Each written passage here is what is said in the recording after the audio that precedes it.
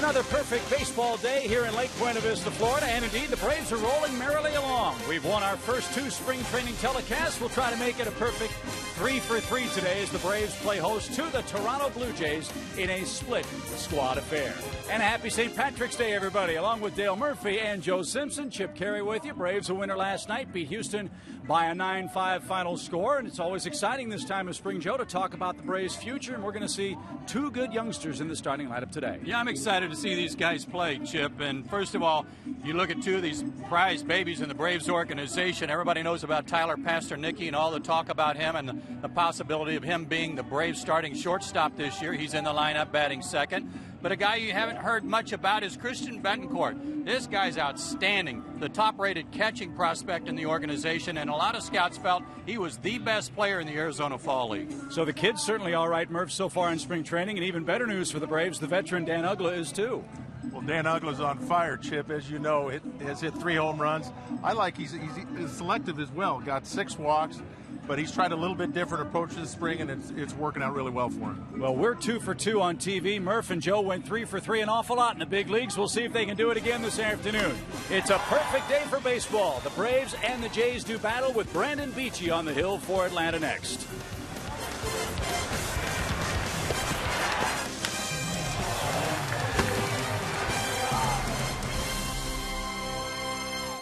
Stop.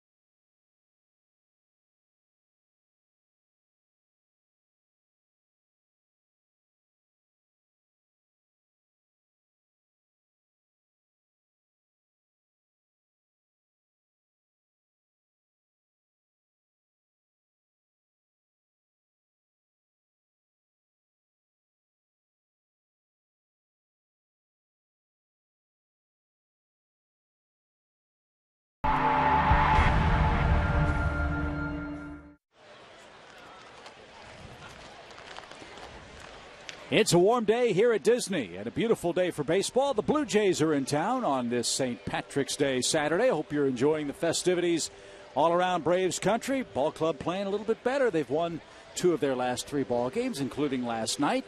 And things perhaps starting to round into shape as far as the pitching rotation is concerned. For more on that, let's join the 4th member of our broadcast team today, Jordan Whitley. Hi, Jordan.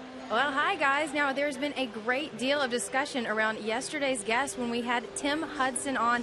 Now, you know, he's my hometown hero. He played college ball at Auburn, which is where I'm from. So I'm very much looking forward to having him back out here. But a lot of fans are wondering what's going to happen in the interim. So we've got a Facebook fan question for you right now, and it is from Kenny Crayley Jr. He wants to know, how is the rotation going to shape up while Huddy is out in April? What do you think it will look like 1 through 5? Jordan, I would say, this is Joe, and I would say that the first 4 spots are pretty solid right now, provided everybody remains healthy as the Braves take the field. That would be Jurgens, Hansen, Beachy, and Mike Minor's really established himself. Would you agree, Murph? I would agree, Joe. Mike Minor has been really impressive this spring. A little experience has shown up down here in spring training, getting ready to go. And JJ's healthy. I think that's a key as well. And number 5, it's still a toss-up between Delgado and Teran. Who we saw a pitch in our first spring training game. Teran went 4 innings, gave up 3 runs, 5 hits, a couple of home run balls. Randall Delgado also gave up a couple of runs in his 4 innings as he piggybacked on that Julio Teran start.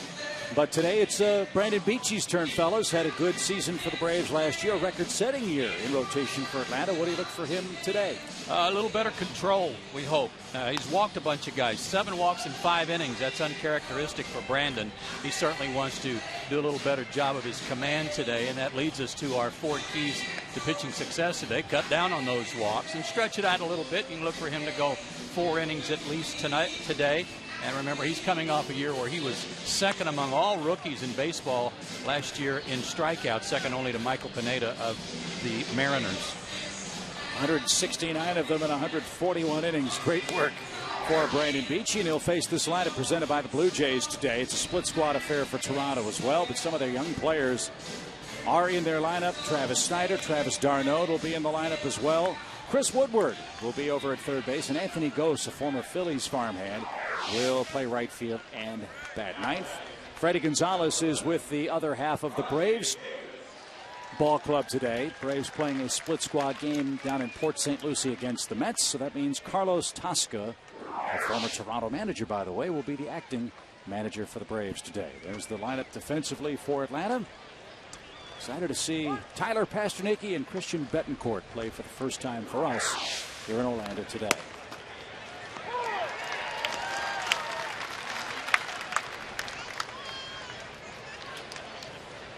Rajai Davis, 31 years old, leading things off for Toronto. And Chris Ward will have the balls and strikes today. Might see a lot of strikeouts. 2 power guys pitching here on St. Paddy's Day.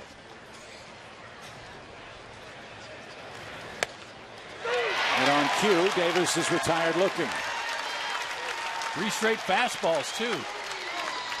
If you've watched Brandon Beachy pitch before, you know he's got a good fastball in the low to mid 90s at times. Good curveball. And last year started throwing that slider again that really helped rack up the strikeouts. You know, sometimes an 0-2 pitch right there is good, and sometimes it doesn't work out so well. But I think you mentioned Brandon's walks. I think that's what he's thinking about today. Just throw strikes, and starts out with 3 in a row. Here's Travis Snyder playing left field for Toronto. He's had a very good spring. 4 homers, 13 RBIs, good batting average.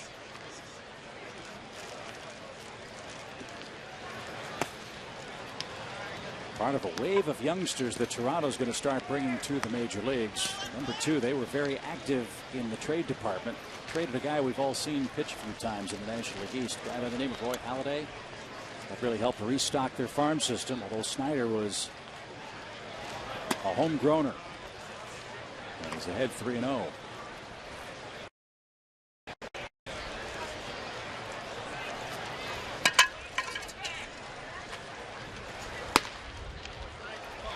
And 4 straight puts Snyder aboard. A 1-out walk.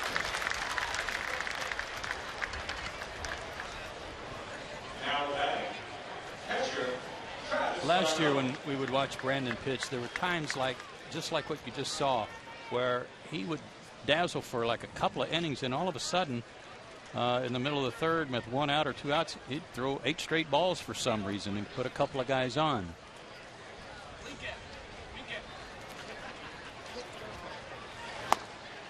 And he's missed with 5 in a row.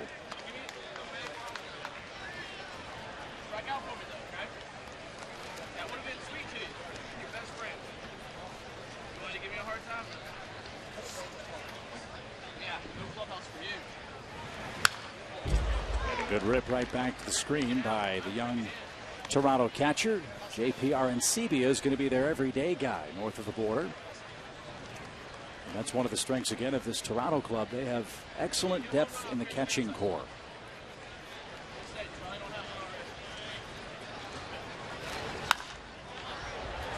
That'll reach the seats. Ball and 2 strikes. The Arnaud family, quite talented. He has a brother, Chase, who's one of the top prospects in the Pirates organization.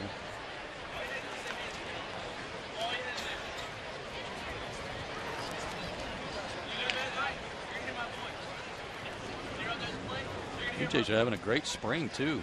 Won 10 straight games. And they're 12-2 coming in. And another called 3rd strike. Arnaud's going to want that for his pitcher when Toronto takes the field. 2 outs.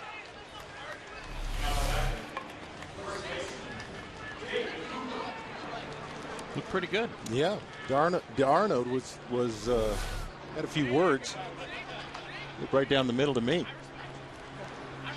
So David Cooper bats. Cooper's knocked in 6 runs this spring. Another #1 Toronto pick. I would imagine, Joe, pitchers are a lot like hitters. Hitters, you don't worry so much about getting hits as you do about your at bat, making good contact. I would imagine pitchers not so worried about giving up a few hits, but they need that control. They got to establish this before opening day.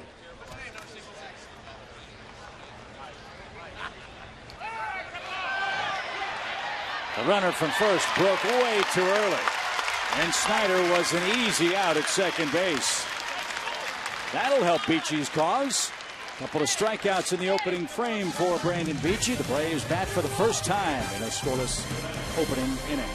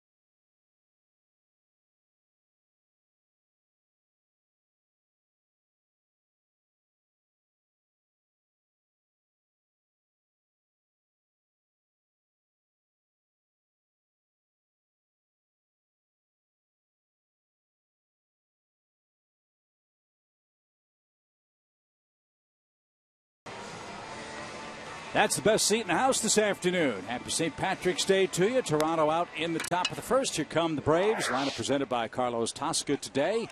Our first look at Tyler Pasternicki on television this spring. He'll bat in front of Brian McCann, who will be the Braves DH. Dan Uggla's had a terrific spring. We'll also take our first peek at Christian Betancourt, the young Braves catcher. He'll bat 8th. Drew Hutchinson's on the mound for the Blue Jays. He's 21 years old, a 14-game winner last year at 3 different stops in their minor league system. And Dale and I already noticed he's going to be crossfiring some guys today, thrown across his body. His forward keys to pitching success this afternoon. Fastball 88-93, good sink and cut on it. And his #2 pitch is a changeup. That's about all we've got scouting report-wise on Mr. Hutchinson. He's from right down the road a piece. Went to Lakeland High School. Toronto selected him in the '09 draft.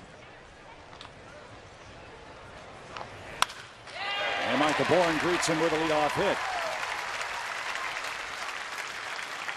Any special challenges, guys, facing a man with the delivery of Hutchinson in spring training or any other time?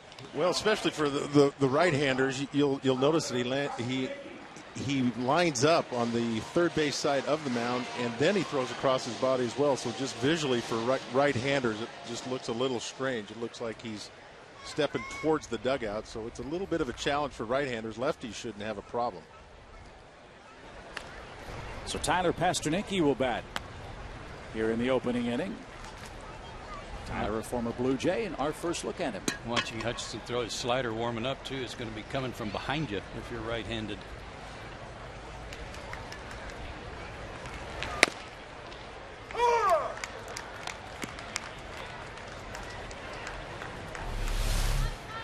Take a look at where he strides toward the third base line.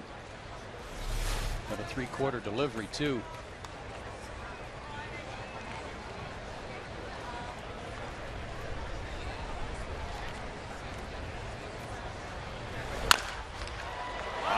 Towards second. Bad hop. Diaz hung with it. Nice play. Did that hit the Shamrock on St. Patrick's Day? It sure took a funny bounce. Take a little luck.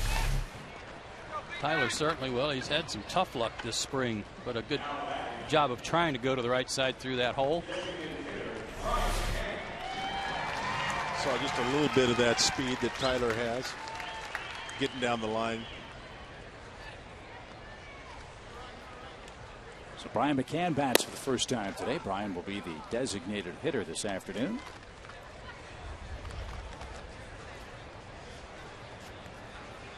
Brian at .292 for the spring.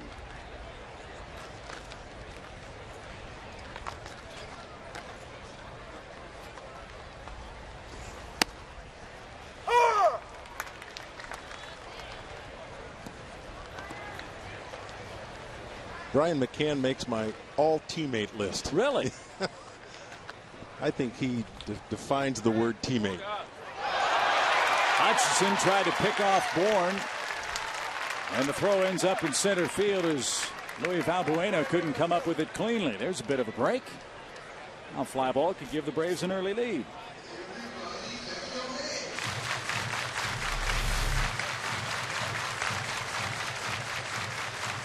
A little crossed up there on when Valbuena was going to the bag, and he went in to tell him that that was Val Malo on that throw.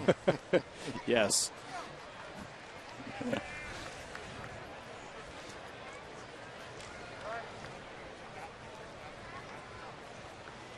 Infield back, chance for Ryan just put the ball in play and get a run in.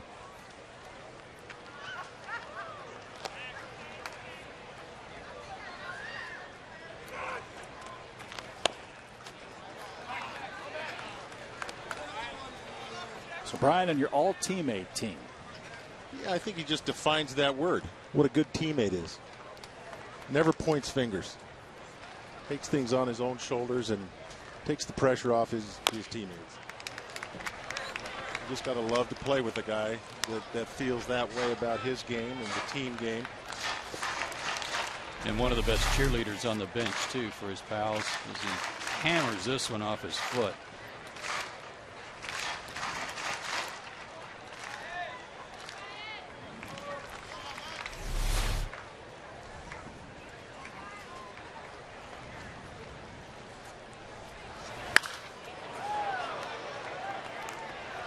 Two balls, two strikes.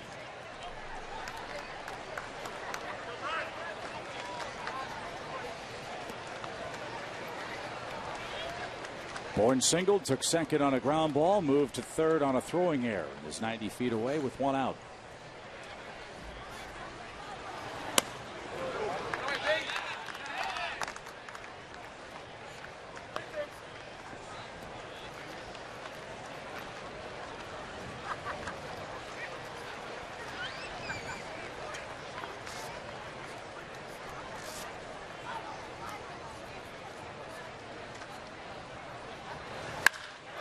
Well hit left center. Anthony Ghost tracks it down on the warning track. A deep sacrifice fly from McCann. And the Braves lead by a run.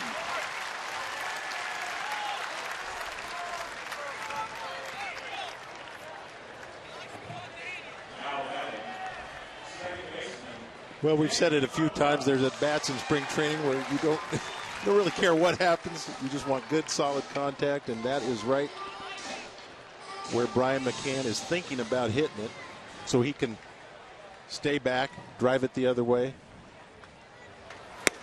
Dale, the things that you pointed out that Greg Walker was trying to get across to the hitters here in the early part of spring training, I think we've seen evidence of that already.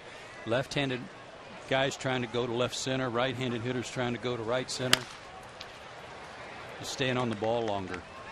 And Dan Uggla right now, another great example of that. He's hit a number of balls the other way on the line. I'm really interested in his approach this spring. I've always assumed his approach was always aggressive, but this year he's tried to tune that up a notch. And your point about everybody taking the ball the other way. Dan Uggla did that against Strasburg the other night. Long home run to right field. And he's hit 3 of those so far in spring training. And now 2-2. Well, he's an aggressive hitter, as we all know. But he's taken a little lesson from Chipper and from Brian McCann. Tried to be a little more aggressive this spring right at the beginning. This was the home run off Strasburg a few nights ago, and then the next day against the Phillies, he had a home run off Joe Blanton. So he's hit 2 in his last 2 games he's played in.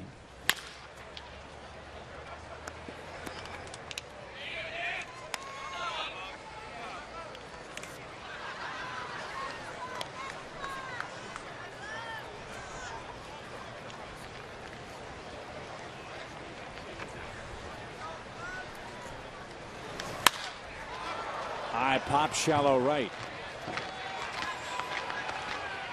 Rajai Davis puts it away, and that'll retire the side. A Brian McCann sacrifice fly turns into the game's first run. And we head to the second inning. Braves up 1-0.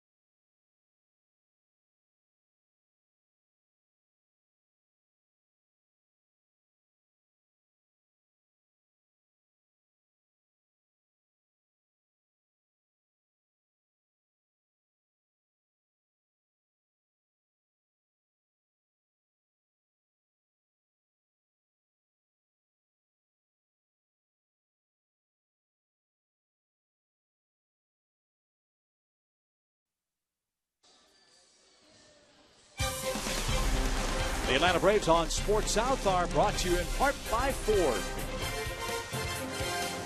Second inning in Orlando. Just a beautiful baseball day in Central Florida. David Cooper was the man in the batter's box. Travis Snyder was picked off in the first inning, so he'll get another look early at Braves starter Brandon Beachy.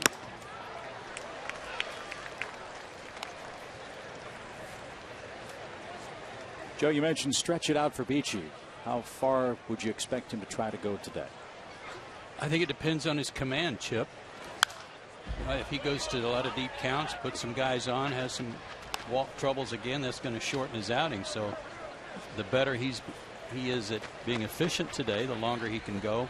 And I would say that 4 innings is the target, and maybe just a little bit longer if he can.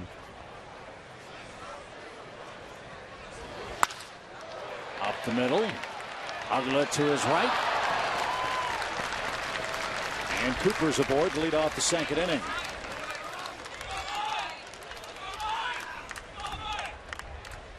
It's kind of a funny play. It was almost like it was in slow motion.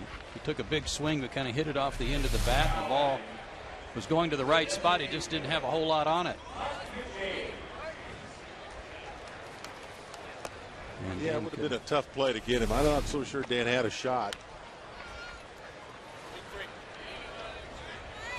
Brandon Beachy probably won't like me saying this, but I'd like to see a couple guys get on so I could see Betancourt throw. Mm-hmm. Mike McDade's the batter. And a little high. 1 ball, no strikes.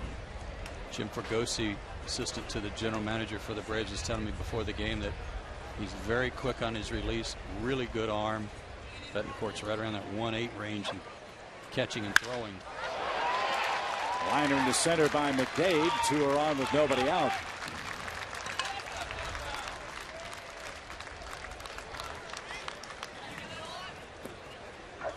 So the first spot of trouble for Beachy today as the shortstop Luis Valbuena stands in.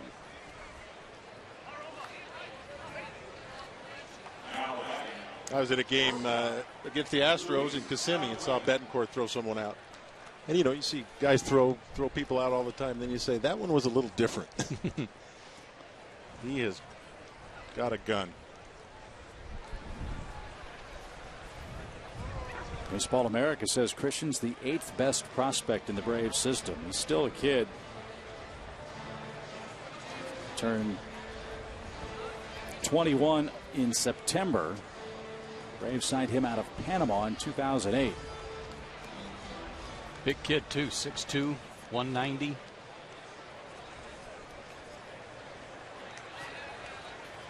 Swings the bat a little bit, hit a home run the other day too. Yeah, had good numbers combined at Lynchburg and Rome. Good off-speed pitch. Valbuena missed it. Strike 1. Brandon made 25 starts last year, but he only had 10 decisions. He was 7-3. There were a lot that could have gone to the plus side of that ledger with any luck at all.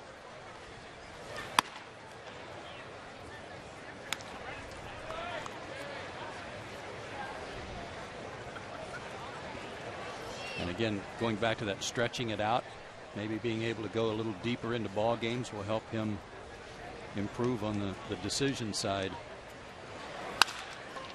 Ground ball right side. Second for 1. To first, not in time. Valbuena beats the wrap there. Runners at the corners with 1 out.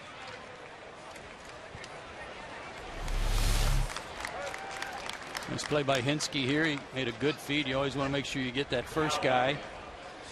And then a tough play for the pitcher to get over there, but Beachy was there in time. The throw wasn't. Yeah, it's the toughest way to get a double play. Shortstop visually is seeing the pitcher run over cover first.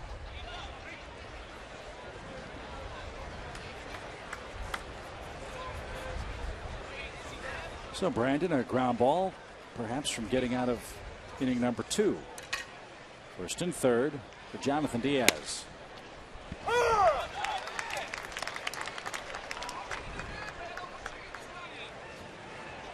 Stretch it out too. Interesting dilemma for Beachy. He's a strikeout pitcher. Averaged over 10 strikeouts per 9 innings last year. And because of that, guys, he's going to throw a lot of pitches. He's already picked up a couple of strikeouts in today's game.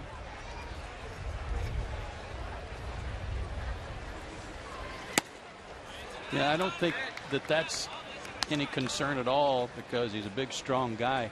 It's just the extra pitches that seem to add up right with the bases on balls. He walked 46 in all in 141 innings, which isn't awful by any means, but it could be improved upon.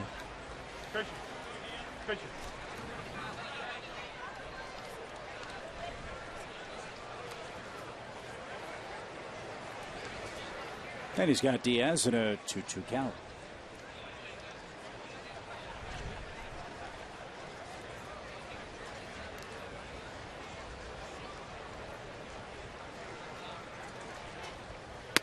Yeah. Woo. Third strikeout. That's fun, isn't it? Mid-90s, and then you drop the curveball. All 3 strikeouts looking, and a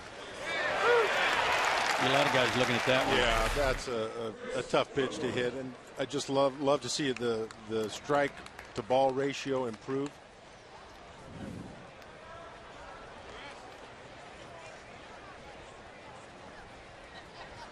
Eighth game for Chris Woodward.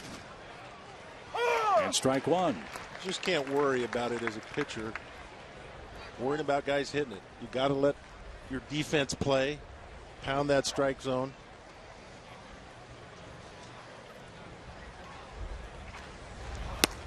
And he's thrown strike one, fellas, to 6 of the first 8 hitters today. It's a good sign. It's a good slider there.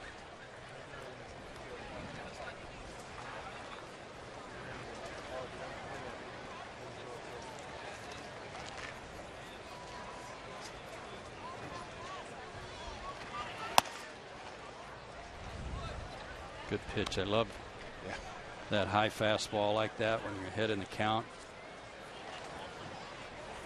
See if a guy's trying to just guard the plate and might chase one up out of the zone.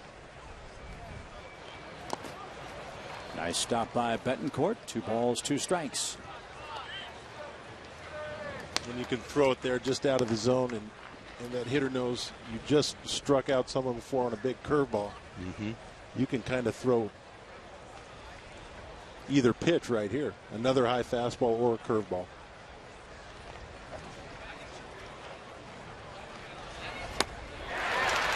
Wow. Nice inning from Beachy.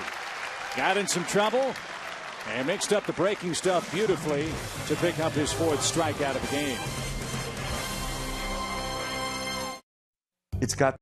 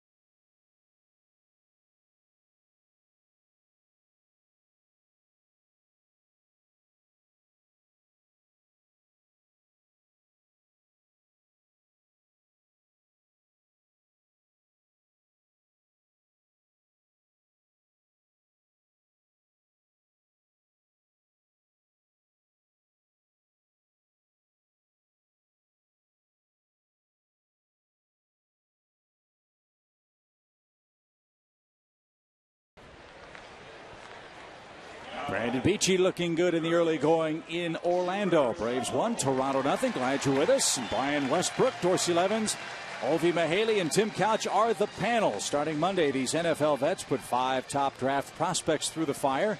Tune in all week long for a new draft hopeful each and every night. The panel starts Monday at 10:30 with Georgia Bulldog Brandon Boykin on Fox Sports South.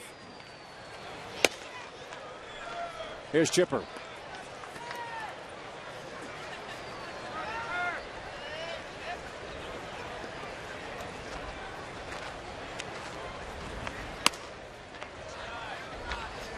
Look up at the board, fellas, and see Chipper in the middle of March hitting $118.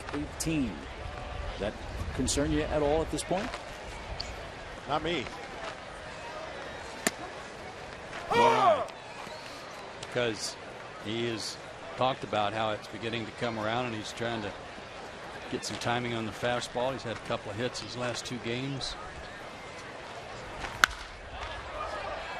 Popped up, shallow left, near the line. And in foul ground, Chris Woodward couldn't come up. Nice range by Woodward, but Chipper still alive at 2-2.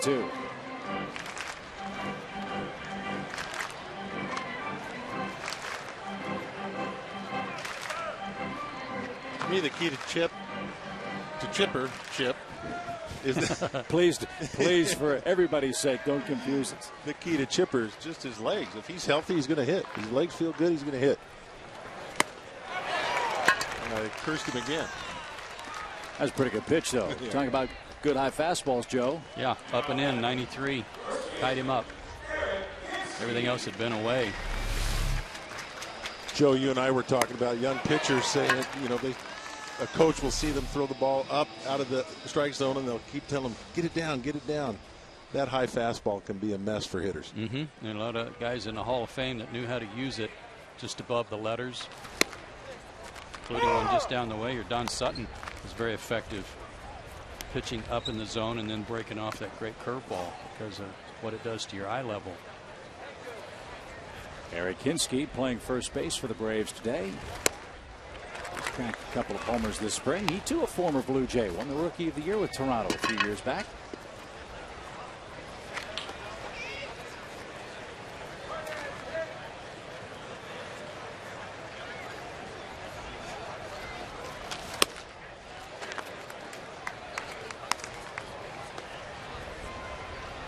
Here's another good teammate, Dale. One of those guys that's always ready to play no matter what the situation, if he's starting, pinch hitting, whatever.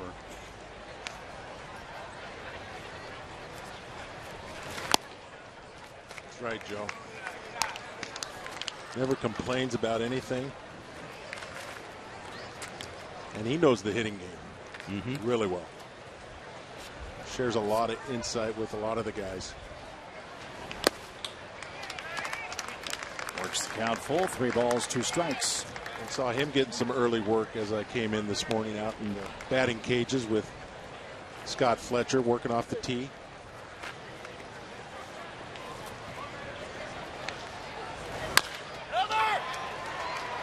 To first. Funny hop. But still time to get Hinske by a step.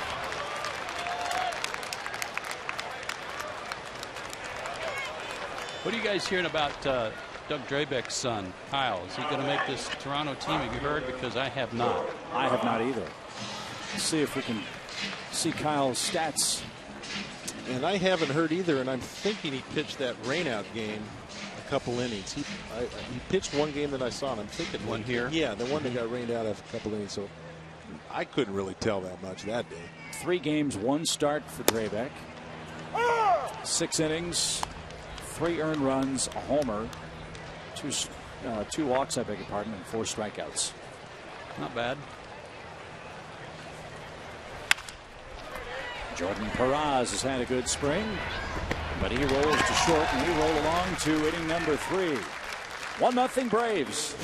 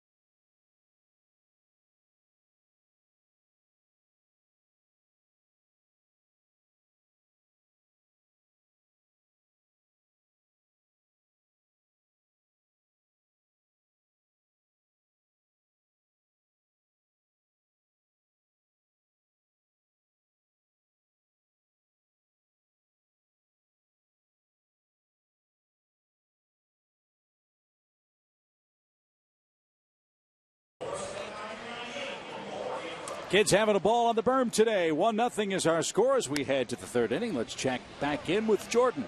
Well, earlier we asked fans their overall impression of Brandon Beachy coming into this season, and for some reason the overwhelming response has come from our female fans. So here's one from Erica Johnson, and this is what she says. He kind of sneaks up on you. You don't expect him to be as good as he is. I think he could be a good number 2 or even a great number 3. Is she talking about boyfriend or pitcher? He kind of sneaks up on you, you know, he's available, that sort of thing. Yeah, she's right. He's moving up the charts on the number, if you want to put a number on the starters. I agree. Well, he's very consistent. I like his mechanics, Joe. Very simple. Yeah. Just simple, to the point, no wasted motion. Kind of hard to believe he went undrafted, huh? Are you kidding?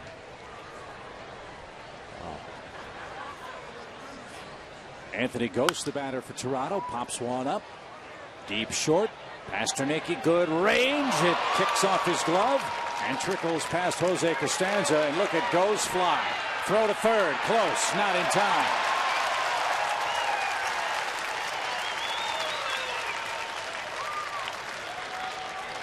Man, that guy was flying around the bases, wasn't he? A lot of people say as Anthony goes, so goes the Blue Jays. But we'll talk about that later. Who are those some? I don't know. Well, it's a long run for Tyler. I'm sure he would say, and as you can see there, it's catchable. But I'm not so sure I've ever seen anybody get a triple on a play off of the shortstop's glove. He was moving down the line like that. So Rajai Davis with an RBI chance. He was the first Blue Jay to take a called third strike today. Beachy has struck out 4 so far. He's allowed a couple of Toronto hits.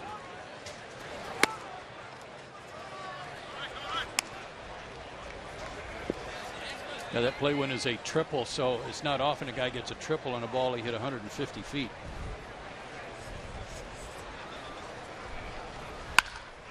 Deep short. Pasternaky slides to a stop. Quick release. Hinske couldn't hang on. And now Davis on his way to second, and he'll stand there in a tie game.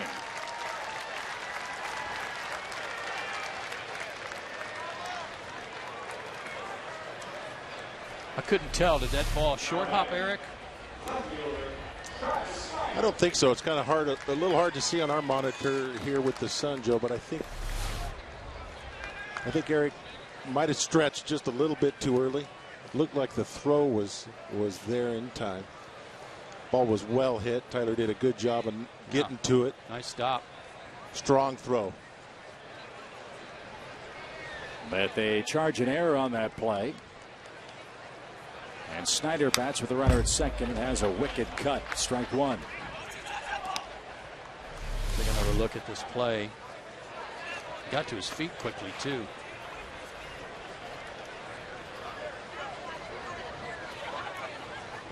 Like Eric was trying to kind of trap it, didn't come up with it cleanly. I'm not sure who they charged the error to. You see the first base coach today for the Blue Jays, guy familiar to Braves fans, one of our favorite Braves players, Mike Mordecai, who's the roving infield instructor for the Blue Jays, and he managed Tyler Pasternaky in the minor leagues with Toronto. And he said the best way I can describe him is he's a winner. He does everything it takes to win. He said, when I heard the news that we had traded him, he said, I was a little sick to my stomach because he's just that kind of player who has those qualities, those intangibles that does whatever it takes to help you win. I thought that was a good review. 1 ball, 2 strikes. Another good stop by Betancourt. And that is one of the stories of spring. We've talked about it a couple of times already. Shortstop position is apparently turned into a 2-man race between Pasternaky and Andrelton Simmons. Well, that's a great endorsement from Mike Mordecai. And I'll tell you what popped out to me is they talk about Andrelton Simmons' arm. And I thought Tyler Pasternaky right there showed great arm strength. Yeah, he cut that loose pretty nice.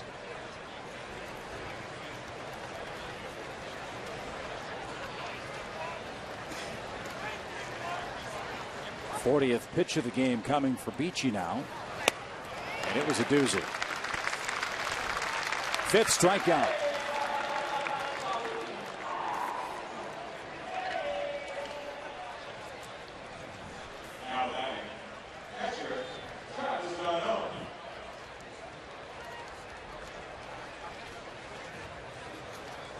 Here's Darno. He took a call 3rd strike. That ended Toronto's 1st.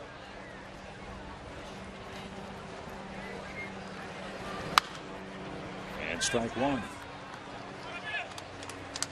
Mentioned Beachy is a big strikeout pitcher. He had a handful of 10 strikeout games last year. One of them came against Toronto. That was back on June 22nd of last season. He's halfway there now in his 3rd inning of work in Orlando.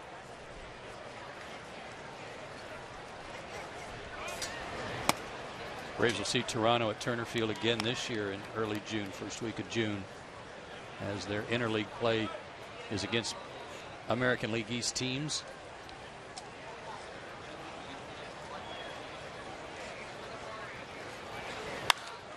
Popped up. Eric Hinsky is at first, makes the play. And Davis forgot how many outs there were. He thought there were 2 outs. There was only 1. And the Braves get a break. They double him off. Rajai Davis. An easy out. Beachy and the Braves will take that. Tied 1-1.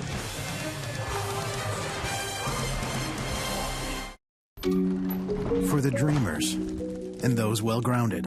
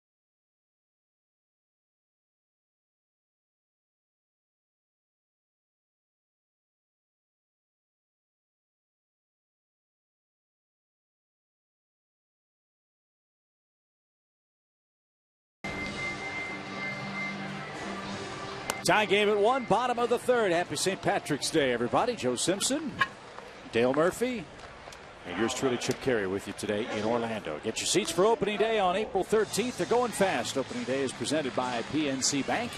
Take in the opening day festivities and stay for Friday night fireworks presented by Publix.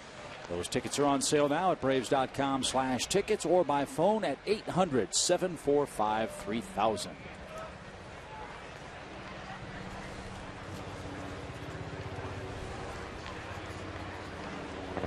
Christian Betancourt hits a bullet into left field.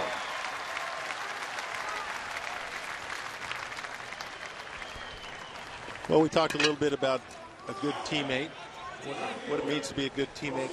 Eric Hinsky took a little pressure off of Tyler Pastornicki here as they came into the dugout. Told him pretty much that was my bad on the throw. Good throw, kid. My bad. That's what a teammate's all about. You bet. Feel. You know, to most of the people out here, they think maybe Pastornicki made a bad throw. But Ski went right up to him and said, "You're all right, kid. Should have had it." Pretty quick swing there by Betancourt, too, on that fastball. Quick bat. Jose Constanza, the batter.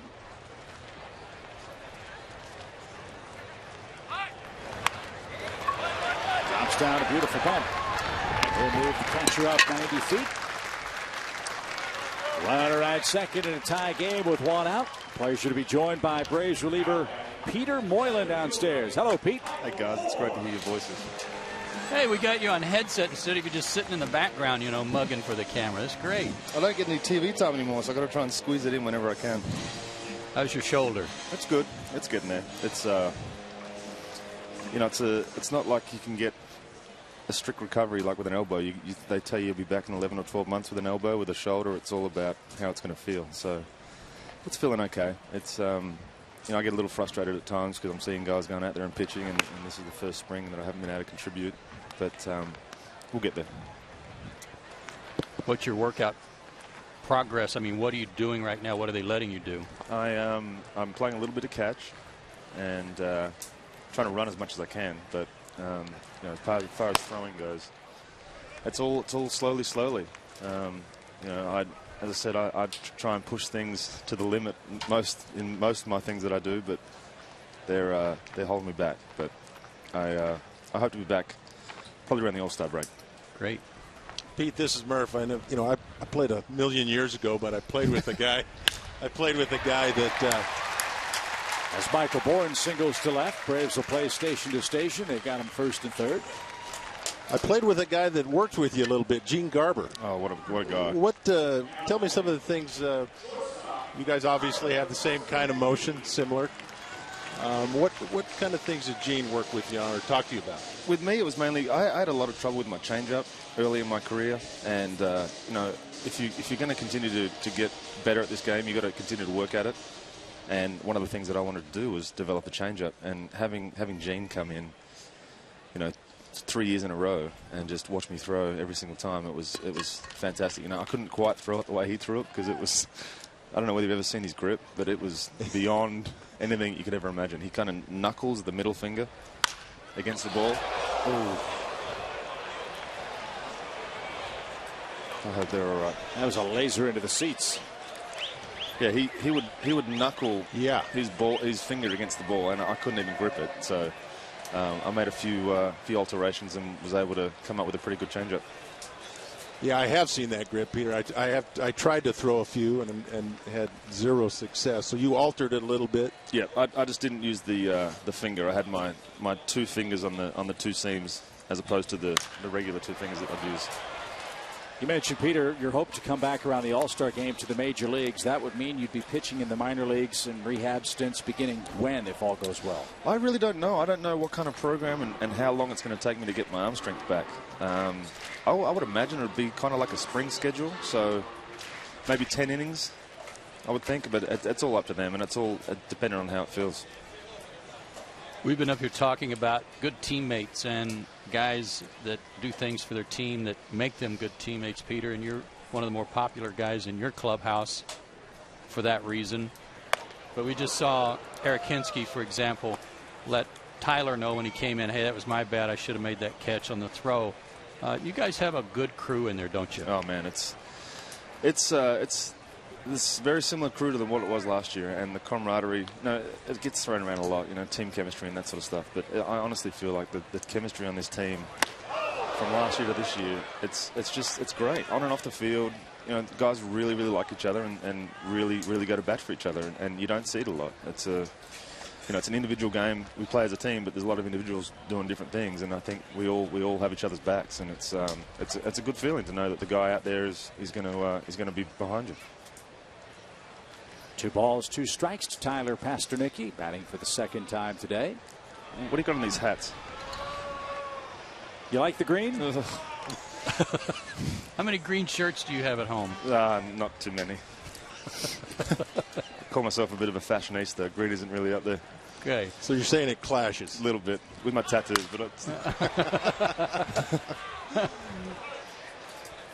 maybe it wouldn't clash. You're saying it does clash with your tattoos? Well, everything seems to clash with my tattoos. I don't really. When you go this bold, it's pretty hard to find clothes that match. Murph, it's great to hear your voice up there, buddy. You sound great. Oh, thanks, Peter. I'm trying. Man, he's doing a great job. Sure is. So the shoulder's coming along. Obviously, Peter, that hasn't affected your tweeting skills. No, not so much. I'm sure some people wish it would, but it hasn't. Now, we had a video shot the other night of you shamelessly crowding into Jordan Whitley's first camera shot as she was talking about the social media universe here on Sports South. Mm-hmm. Well, I mean, come on. What's up with that? I just, as I said, I don't get out in the man anymore, so I've got to try and sneak camera views in any way I can. Let people know I'm still around. Did you guys see my tweet about meeting Arnold Palmer the other day? No. Oh, man. I did. Yeah. This is Merv. You know me, Pete. I saw it. It was amazing. It was one of those things where I'm hitting balls on the range, and I look over, and 3 spots away from me is Arnold Palmer. It was unbelievable. Wow. Good stuff. Any tips? No, I wouldn't let him look at my golf swing. 3 balls, 2 strikes. And Pasternicki, a pop into shallow right. Davis in the corner. Wynn pushes that into foul ground. He makes the catch. Tagging and scoring is Betancourt. Sac fly RBI. Good at bat. That's a great at bat. He fought off several pitches. Finally got something he could put in play. Well done by Tyler. How about Rev? And who gave him the nickname the Rev? It's one of the more clever nicknames that we've seen in Braves camp. I called it him early. Called it him. Was that English? It's Australian. It's Australian. I called him that early last year, but I think he's been called that for a little while. That's got to make him feel good. He picks up an RBI, his first of the spring. Puts the Braves back in front. Now BMAC bats. Next locked in to watch this at bat, boys. Yeah, and he's hitting the ball to left center. We were talking about that earlier, Peter, about a lot of these hitters trying to think opposite field and then adjust, and it's paying off here lately. Mm-hmm. Like my contribution there? Mm-hmm. That was excellent. You could do this.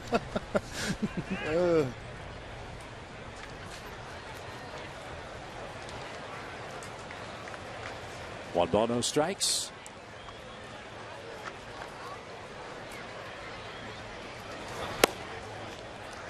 How about this crazy motion this kid's throwing at us?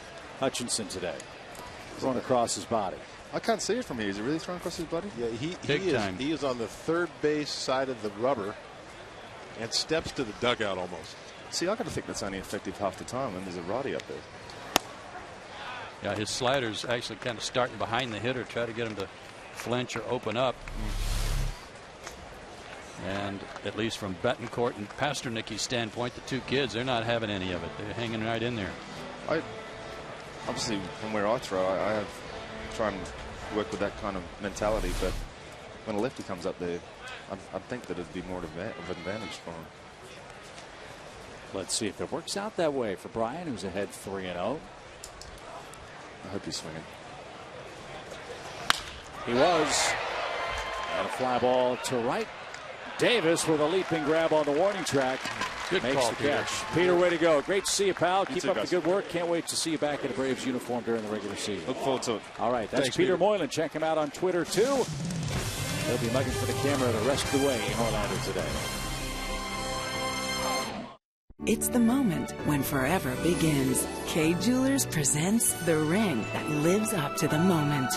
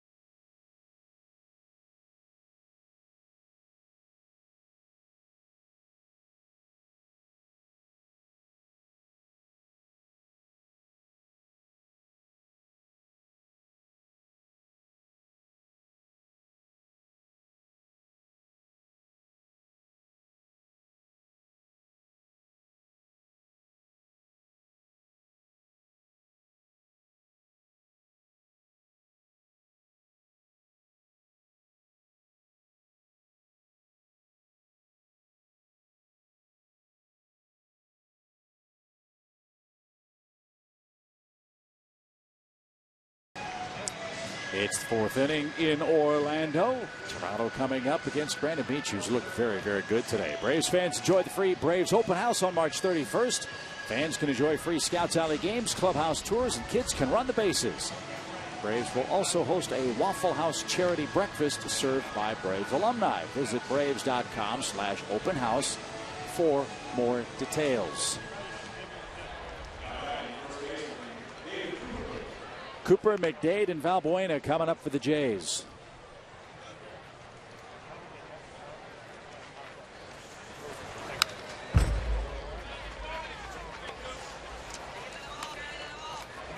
.44 pitches so far for Brandon Beachy.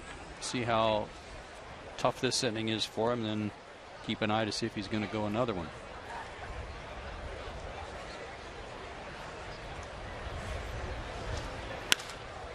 Off-speed pitch popped up deep short. Pasternicki going out. Bourne coming in. Michael takes over for out number one. Brandon's allowed 2 hits, and he's had good command today. Something that had been eluding him a little bit early in the spring. Seeing his strikeouts, he's been sharp in that department and had a good curveball today. Those curveballs are unhittable. Wow. Great break on him. 5 strikeouts for Beachy today. And he faces Mike McDade, who singled the opposite way his first time up. And a split squad for Toronto today as well. The rest of their club is out west playing the Phillies. If you get any updates on the Braves game down in Port St. Lucie, we'll let you know how Chris Medlin is doing today. He's the man pitching on the road for the Braves against the Mets.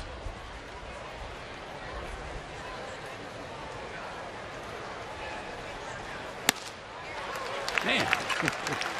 That's 6. Again upstairs, Murph.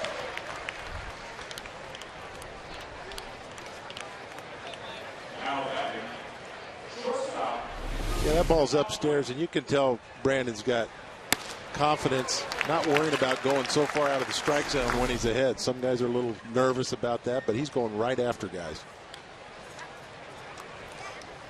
Getting that changeover as well occasionally.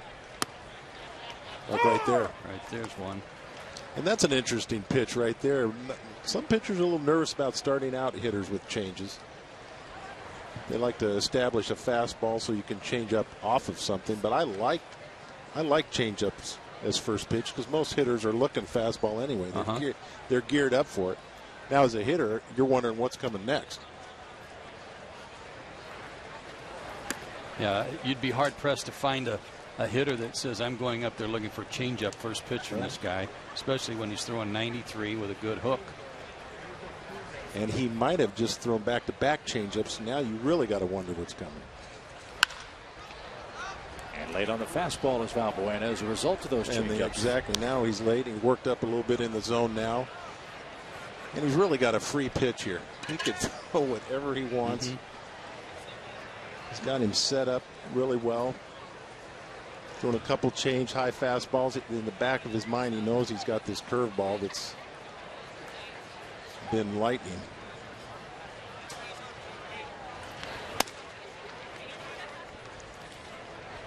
Two balls, 2 strikes. The other part of this performance by Beachy that's been fun is watching him work with Betancourt. I don't think he's shaken him off once today. These two seem to work very well as Costanza makes the grab and left. That's a good point, Chip. Spring training gets a little weird sometimes. You got to work with guys you're not used to. They're working together great. And Beachy working great too. He enjoys a 1-run lead through 4 innings of work. All right.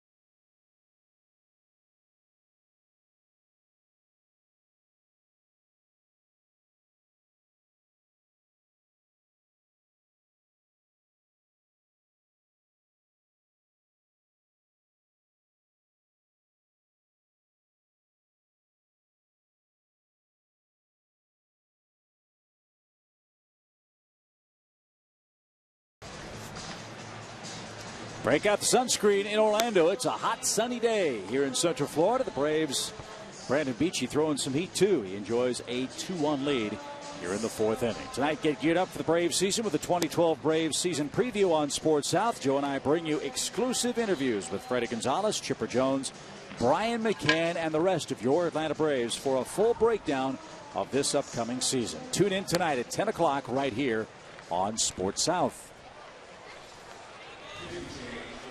New chunker for Toronto, and Atlanta natives might know this name, Deck McGuire, who pitched at Georgia Tech. And a #1 draft choice for the Blue Jays is on to start the 4th inning. Deck from Tech, the Ramblin' Wreck.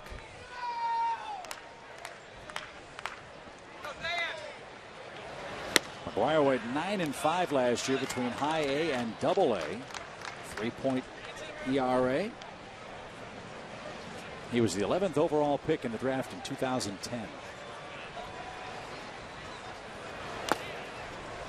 And Ugla bats. He's getting his second look at Toronto pitching today. He flied out to right his first and only time up.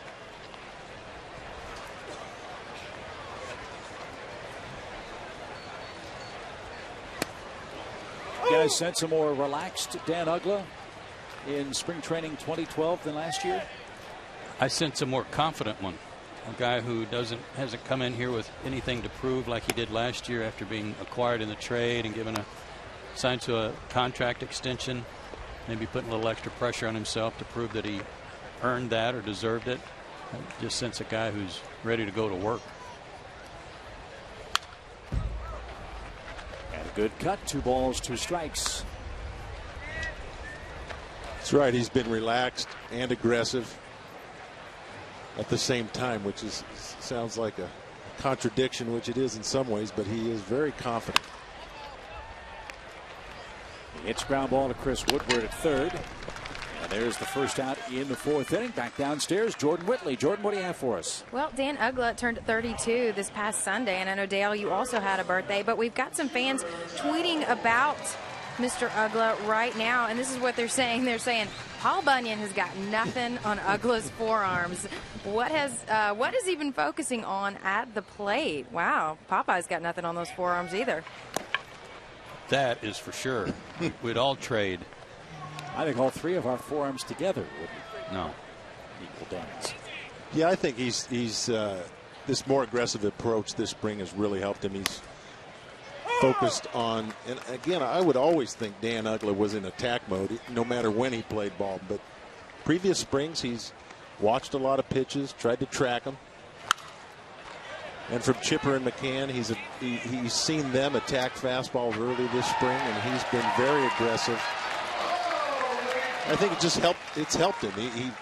He's ready to go this spring. He got off to the slow start, which we all know about. He's ready to go right now. And Chipper Jones strokes a single up the middle. No, young man. No.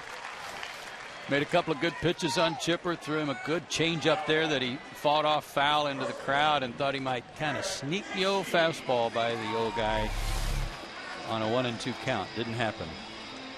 Is that one of those spots, guys, where Chipper's looking at the pitcher's mound and saying, "Kid, didn't you have cable?" He did better than that, I'm sure. Deck spent a lot of time at Turner Field. So Chipper aboard for Hinsky. A little low. Well, Chipper gave the first pitcher, Hutchinson, something to call home about tonight. Mm-hmm. Chipper taught the young kid something there.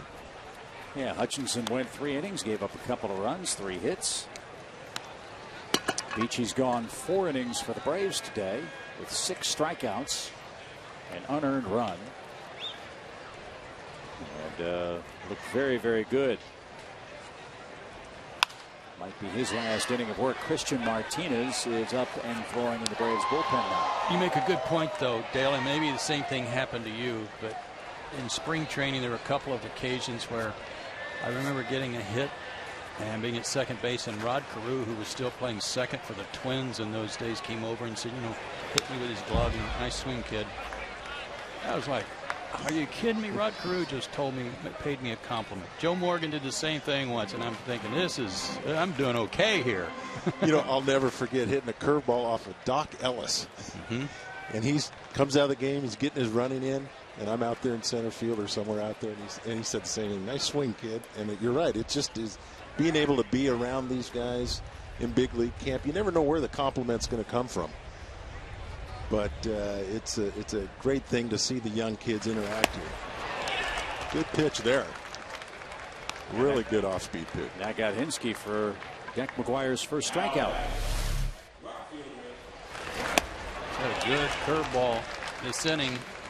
Showed a real good one to Ugla before Dan grounded out.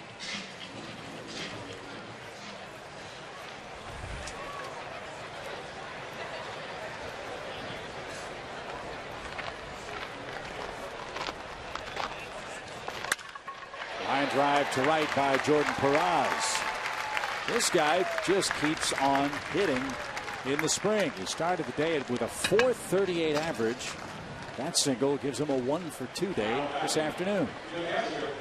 Well, I talked to him before the game. I told him nice swing, and he was still upset about just missing a ball. Of course, the ball in center field, that ball he missed, but he was talking about a ball he thought he had a chance to square up a little bit better at the plate. But he's playing aggressively. Big set of shoulders on him. Strong guy. Hitting the ball all over the field.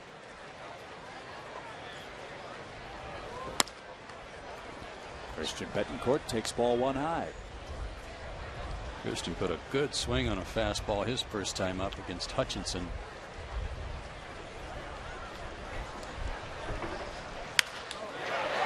That one drilled down the left field line and just fouled. Christian was at Lynchburg and Rome last year, combined to hit right at .290 at both places. 5 homers, 53 RBIs. And again, got an invitation to go to the Arizona Fall League, which is a big compliment and a step up in competition. And as I said, there were scouts that felt like he was the MVP out there.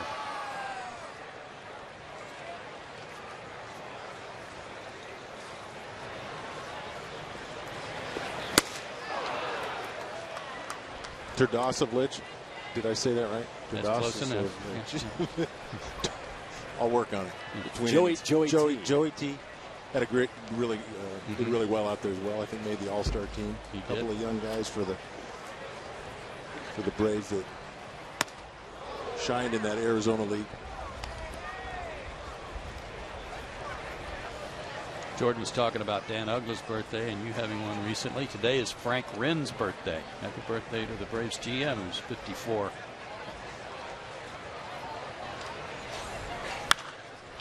Popped up foul. Dan's 32. Frank is 54. Dale, how old are you now? 56. Grandpa. Braves fans hate to hear that word. Grandpa Murph.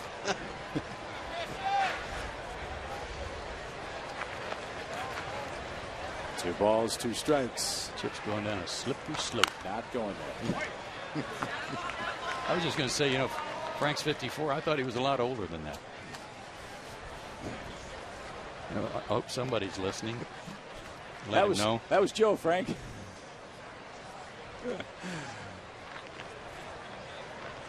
Now the 2-2. Betancourt couldn't stop himself. And he'll be rung up to retire the side. But the catcher won't say anything. He'll want that pitch or that call defensively if he can get it. We're through 4.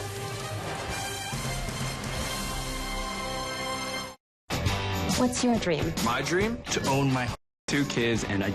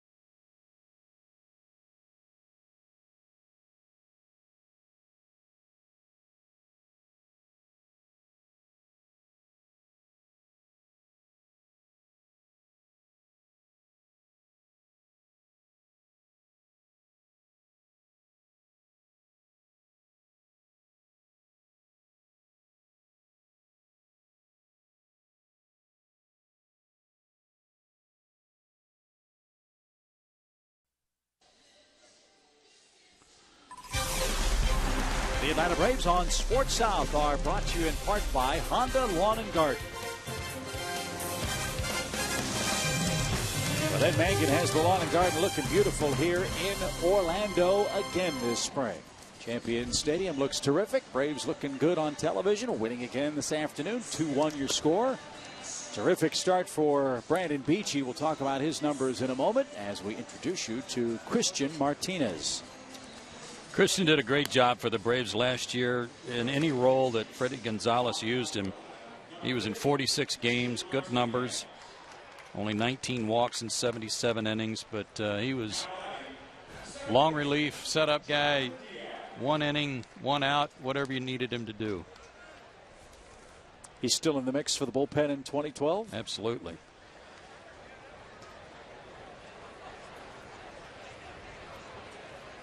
.30 years old, 6'1", 185.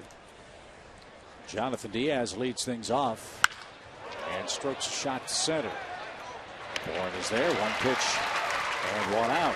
Christian might be in competition with Chris Medlin for that long spot. Again, Medlin was pitching today down at Port St. Lucie against the Mets. And you know, and he's put up great numbers there today.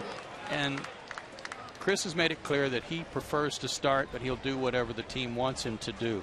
But I think he's still got his eye on that 5th spot, you know, just as, hey, don't forget about me.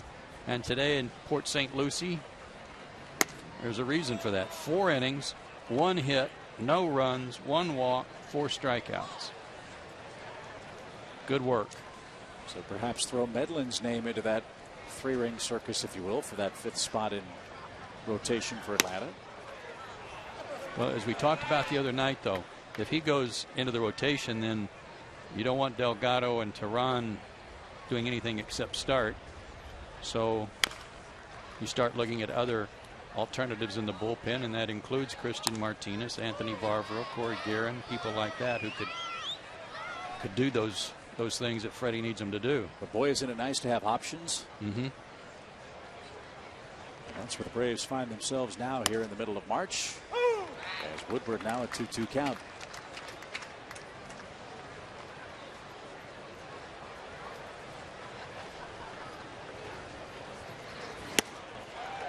Martinez with a good off-speed pitch. I just noticed Michael Bourne did something on that line drive that I thought was a really fundamental move. What you want to be careful of, especially in windy conditions, is breaking in or breaking back too quick, and you see him freeze and then read it. And if you got good speed by Michael, then you can make adjustments. But sometimes the tendency is to come crashing in too fast. Good fundamental move by Michael. Anthony Ghost tried to bunt, and we've already seen his speed today.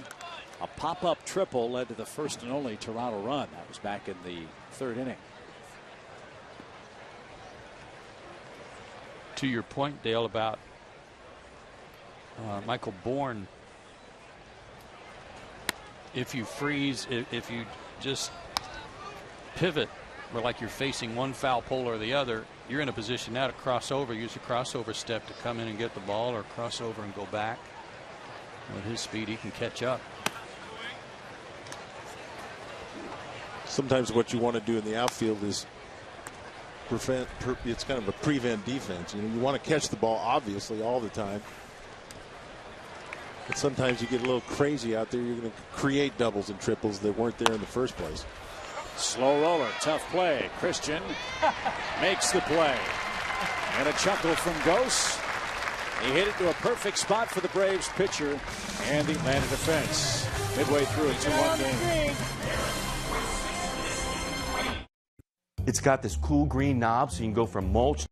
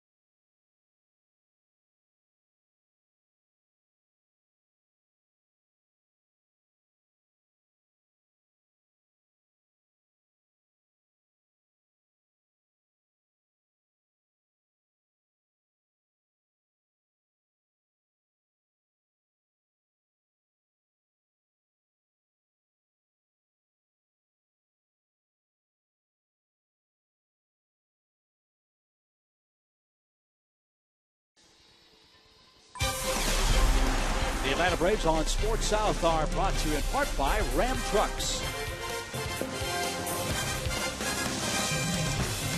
Good ball game in Orlando. Braves 2, Toronto 1. Chip, Joe, and Murph with you from Champion Stadium. Fans, get your tickets today for the Braves All-Stars versus Future Stars game April 3rd at Coolray Field. Come see manager Freddie Gonzalez of the Braves take on former Braves skipper Bobby Cox and the team's brightest prospects. For tickets, visit Braves.com/FutureStars or call 678-277-0340.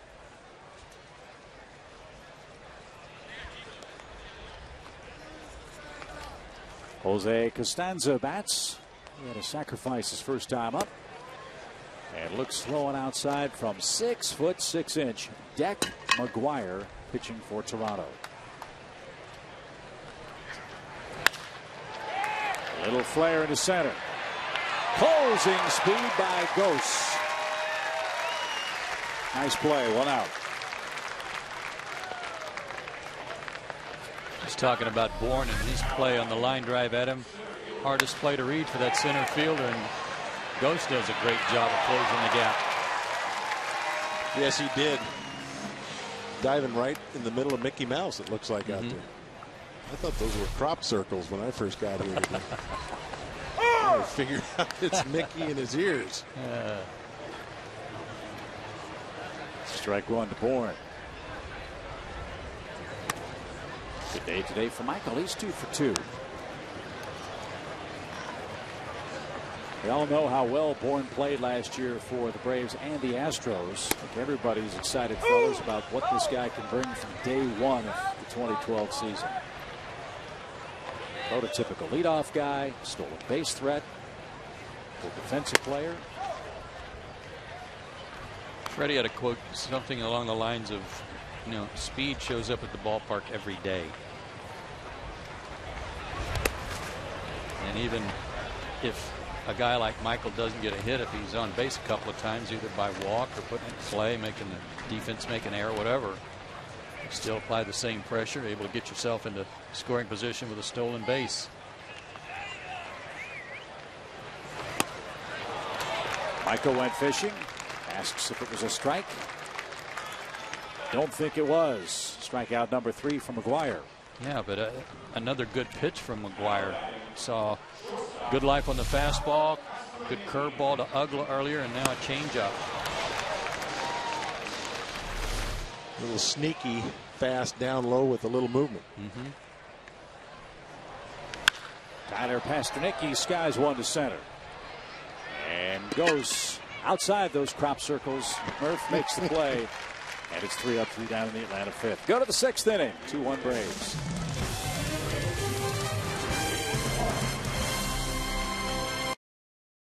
Country.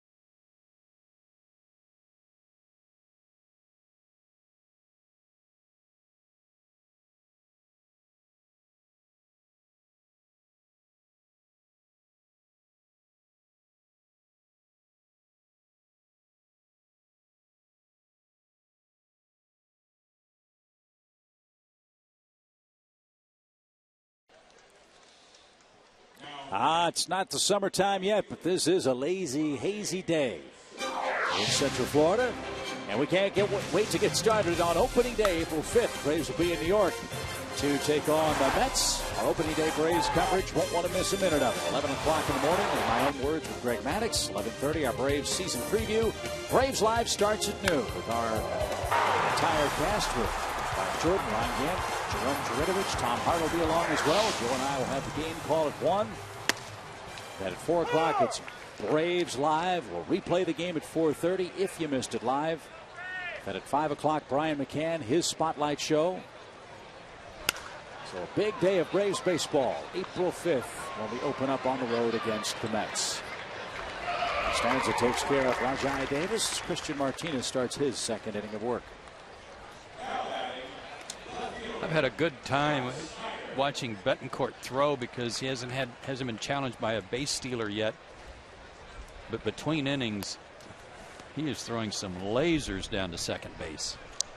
Well, wherever he ends up this year, you know, there's hitters that you want to go watch take batting practice. Wherever he ends up this year, people go watch him throw between innings. Exactly.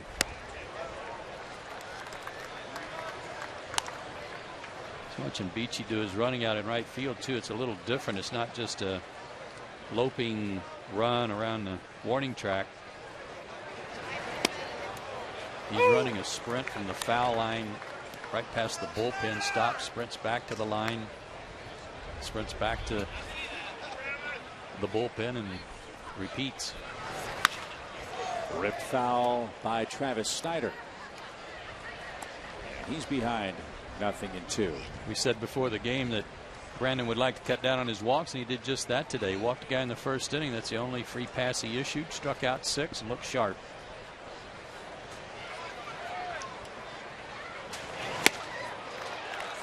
Another good pitch from Martinez. Christian has his second strikeout. He's set down 5 in a row.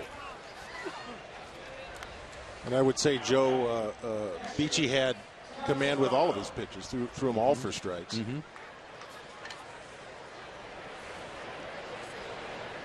Fastball, changeup, and his curveball. And he's working hard.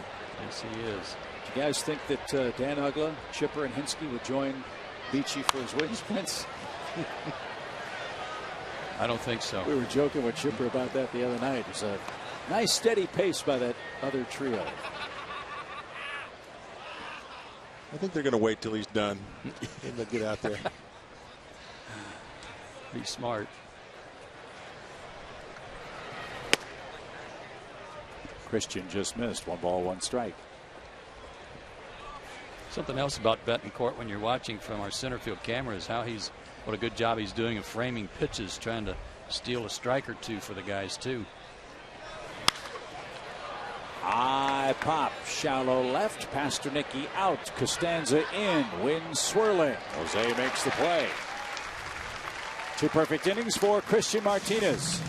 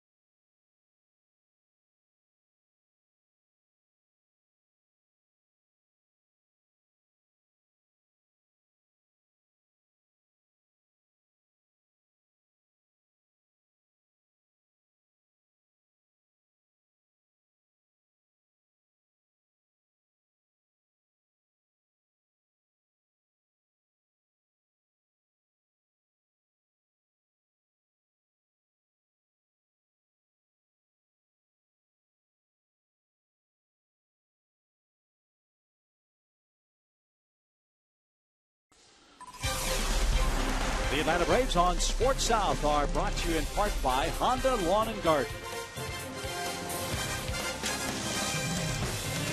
Bottom sixth, 2-1. Braves have the lead. They are racking up the strikeouts. Braves pitching today has been excellent.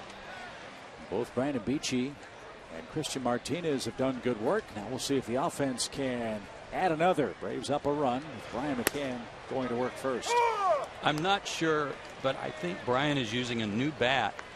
And Dale, you know how hitters are always trying to find the best bat they can.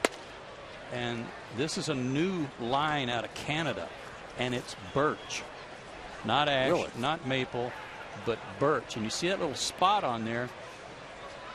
That has to be, they have to put some ink on that so that the ink runs, so they can see how the ink runs in the grain of the bat. Because Major League Baseball has put out an edict regarding maple bats and the way they were breaking, that there was too much wiggle in the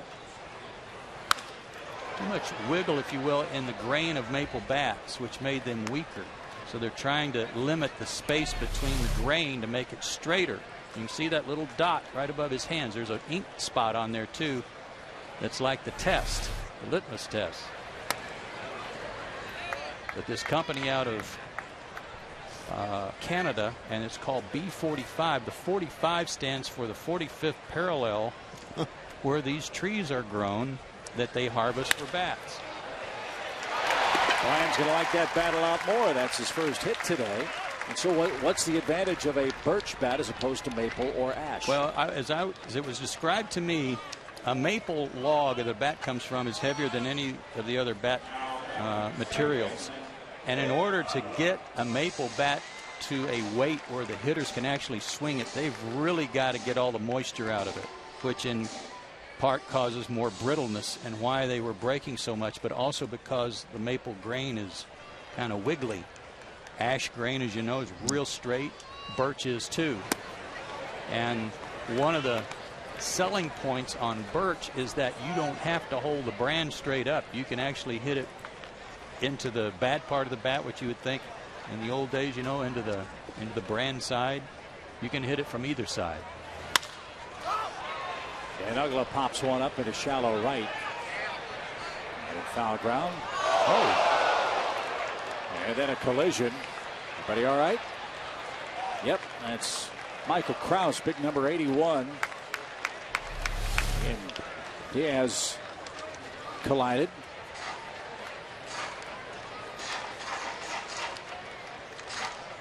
Well, yikes.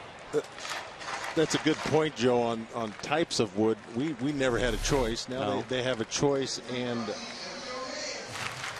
Brian McCann's hit 3 balls on the nose. 3 balls on the nose today. How long has he been using it? I think just for a few days, and it's just a test. He's got his favorite bats, and hitters are always reluctant to get away from what works for them, what they've been successful with.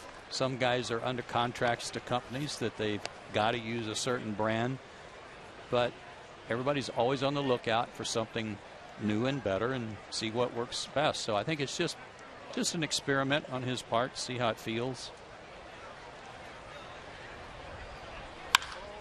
Ugla drives one deep left and gone. You talk about a top spin line drive homer. Bookmark that for Dan Ugla. 4-1 Atlanta, his 4th of the spring.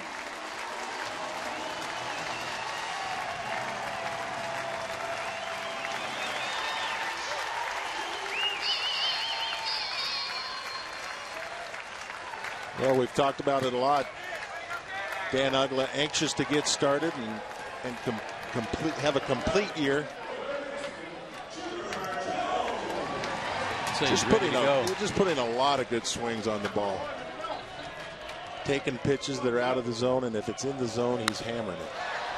Chipper drives one to right. Hot angle taken by Michael Krause.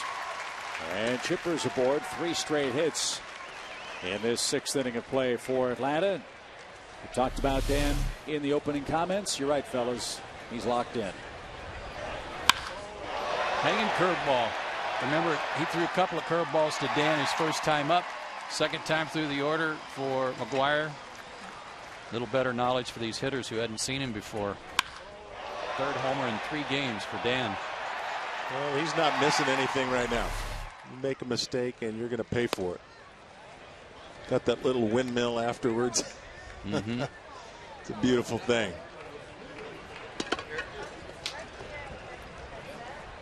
Eric Hinske looking for his first base hit today.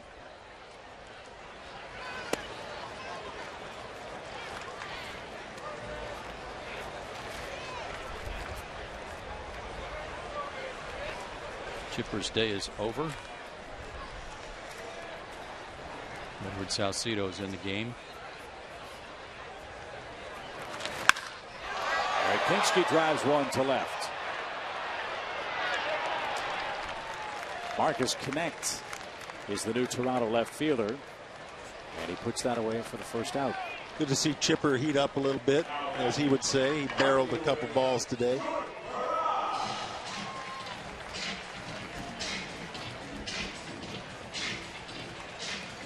Line drive after line drive this inning. Everybody coming up, putting a good swing on it. And good to see the Braves playing a relatively crisp ball game against a Toronto club that, even though it's a split team, has a 12-2 record this spring. Won 10 in a row coming in.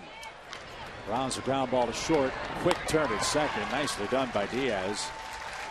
And that will retire Atlanta in the 6th inning. The Braves tack on 2 more runs.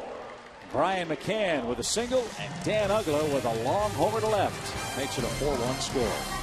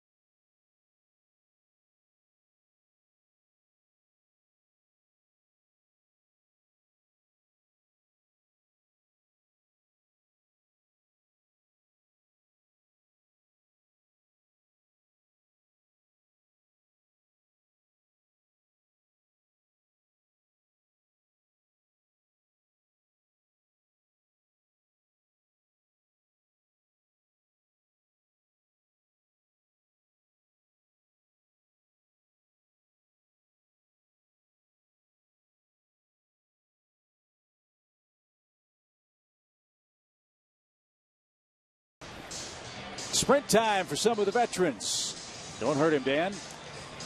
Dan Uggla and Chipper Jones out of the ball game. They've done some good work today, and so has the rest of the Braves team, winning today's affair by a 4-1 score. Brian McCann joins us downstairs. B-Mac. What's happening? Thanks for having me. It's the first time you guys have asked for me. You're always catching. Yeah, I know. And then you're exhausted. And I sneak out of here. Beat the traffic, not a bad idea. Hey, Yeah. let's talk about Beachy. Yes, he looks great. When he's attacking the zone like he was today, that's what I think he's working on coming into this season. He wants to go deeper into ball games. And so far this spring, he's looked great. Christian Martinez, a couple of good innings, too. We're watching some video of Brandon. He racked up 6 strikeouts today and only 1 walk. Dale and I both like the fact that he'd go upstairs to that fastball, Brian, when he was ahead in the count. Yep, he's got such a deceptive fastball that his 92 looks 95 and his 89 looks 92. So he's got to use that to his advantage and climb the ladder with guys. Just a few short years ago, Brian, you were in the shoes of Christian Betancourt behind the plate. It seems like yesterday you were a fuzzy-faced rookie coming to the camp for the first time. Yeah. What's it like being kind of a mentor for a young man like Betancourt? It's been great. This kid's got all the talent in the world. Can swing the bat really well, and he can really catch. He's got a really, really bright future. It's going to be fun to watch. And now we get our first look this spring at Corey Guerin, who's making a bid for a bullpen spot, fellas. He looks great. He's been looking great this whole spring. He's mixing in a changeup to get these lefties off of his fastball, and so far he's been pitching great. And if I'm not mistaken, it was Gene Garber that's been helping Corey with that changeup. Am I right? Yeah, very similar styles of pitching. And, Gene told him to take your game to the next level, you're going to have to mix in that changeup and be able to throw it in any count and put it wherever you want it. And that's kind of what his mentality's been coming to camp. He's looked amazing. He's only given up 1 run in 4 1/3 innings, and that was an unearned run. Brian, you got some guys on this staff with some good changeups. Notice Brandon actually started out one of the hitters with a changeup, and I think he went back-to-back changeups. Ozzie Chavez checks into the game at second, and he's tested early. No trouble. 1 out. And Chris Medlin, just a killer change. I know as a hitter, that was always one of the toughest pitches. The guy could throw a change at any time in the count. It gave me fits. Absolutely. If you can make your changeup look like your fastball and keep it down in the zone, to me it's one of the best pitches in the game. And Chris had a good day over at Port St. Lucie. I don't know if you heard. 4 innings, 1 hit, no runs. Yeah, he's a walk and 4 strikeouts. He's really good. Like I said, I mean, the problem we have here is we have too many arms, which is definitely a positive. And Chris Medlin is one of those guys that could start, could relieve. So whatever the organization wants to do with him, will be the right thing. Brian, you ever been on a team where a club has had so many options for the last spot in a starting rotation like the Braves do, be it Julio Teheran, Randall Delgado, or maybe Chris Medlin? I don't think the organization's ever been in the situation where they've had, the number 4 prospect in baseball, the number 12 prospect in baseball, the shortstop. We got 2 shortstops that are really good. Our prospects just keep coming. That's. To tip my hat to the minor league coordinator, the scouts. Seems like they just keep replenishing the farm system, which has been great. Let's talk about you and your swing. Looks good. What we've seen over the weekend. Yeah, things are coming around. Yeah, I feel good. If we had to leave tomorrow, I'd be confident that everything would be successful. So that's kind of what you want. Last week, this is kind of the first time I've had it with 3 weeks to go or 2.5 weeks to go. So I'm just going to monitor it, take my time, and hopefully go into the season healthy. Side's good, oblique's good. Everything's great. I feel amazing. This has been a great camp so far. So for everybody's kind of stayed healthy. We got too much pitching, and so right now things are good around here. Brian, take the people at home through a little bit of your post-game workout. You talked to me about you were going to try to make some adjustments there. What do you do post-game, and what kind of changes are you making this year? The changes come from, going through a major league season and learning from it. And I felt like last year, I had a lot of wasted energy throughout the day. And I'm going to use my time more wisely this year. On off days, I'm not going to go outside for batting practice. I'm just going to kind of take it as a complete off day and get ready for the next 4 or 5 games in a row I'm going to catch. But and my training, I'm going to train instead of going in before the game, doing about an hour and a half of stuff. I'm going to try to go in after the game and get a quick 25, 30-minute workout in and, do that 4 or 5 times a week and just go from there. Well, I think that's great. We worked out a little bit during the offseason, but we definitely didn't do anything during the season. So I admire your workout routine throughout the year. Yeah, catching's a grind, and you got to, each year I've taken something different home with me to, every offseason I've gone into, I know I got to make adjustments to get better than next year. And, I'm trying to find that perfect recipe so I can just stick to a certain plan where I can feel strong throughout the whole year and catch in Atlanta and be a guy down the stretch that, this team, counts on to win ball games.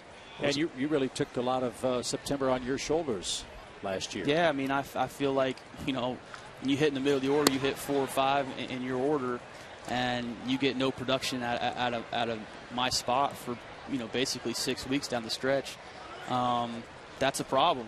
And, I kind of sat back this offseason and, I took it hard. It was something that I've never really experienced on a baseball field to to struggle the way I did. You know, all the checkpoints I've had my whole life to be successful just weren't there. So, you know, I kind of went back to the drawing board this offseason and came up with, you know, the best possible scenario where I can stay healthy and you know, help this team down the stretch. Luis Valbuena is playing second base today. Kelly Johnson's the second baseman, by the way, for Toronto. Yeah. We'll see him in June. These games helpful, Brian, knowing you're going to see the Blue Jays in interleague play? I don't think so, to be honest with you. I mean, I really don't. I think guys that you're going to face down here aren't going to throw you what they're, you know, certain situations they're not going to throw you in the season. And, you know, so I just chalk it up as a wash because sometimes guys won't throw you what they're going to throw you during the season. And you start sitting on pitches. So for me, it's an adjustment every day, every year, you know, facing different guys. Well, it's time to stretch, Brian. I guess it's time for you to go work out and beat the traffic. Thank you, guys. All right, Brian. All right. Thanks, Brian. See you soon. Thanks, Brian Mac. McCann, the Braves catcher. And Atlanta leads 4-1 at the stretch.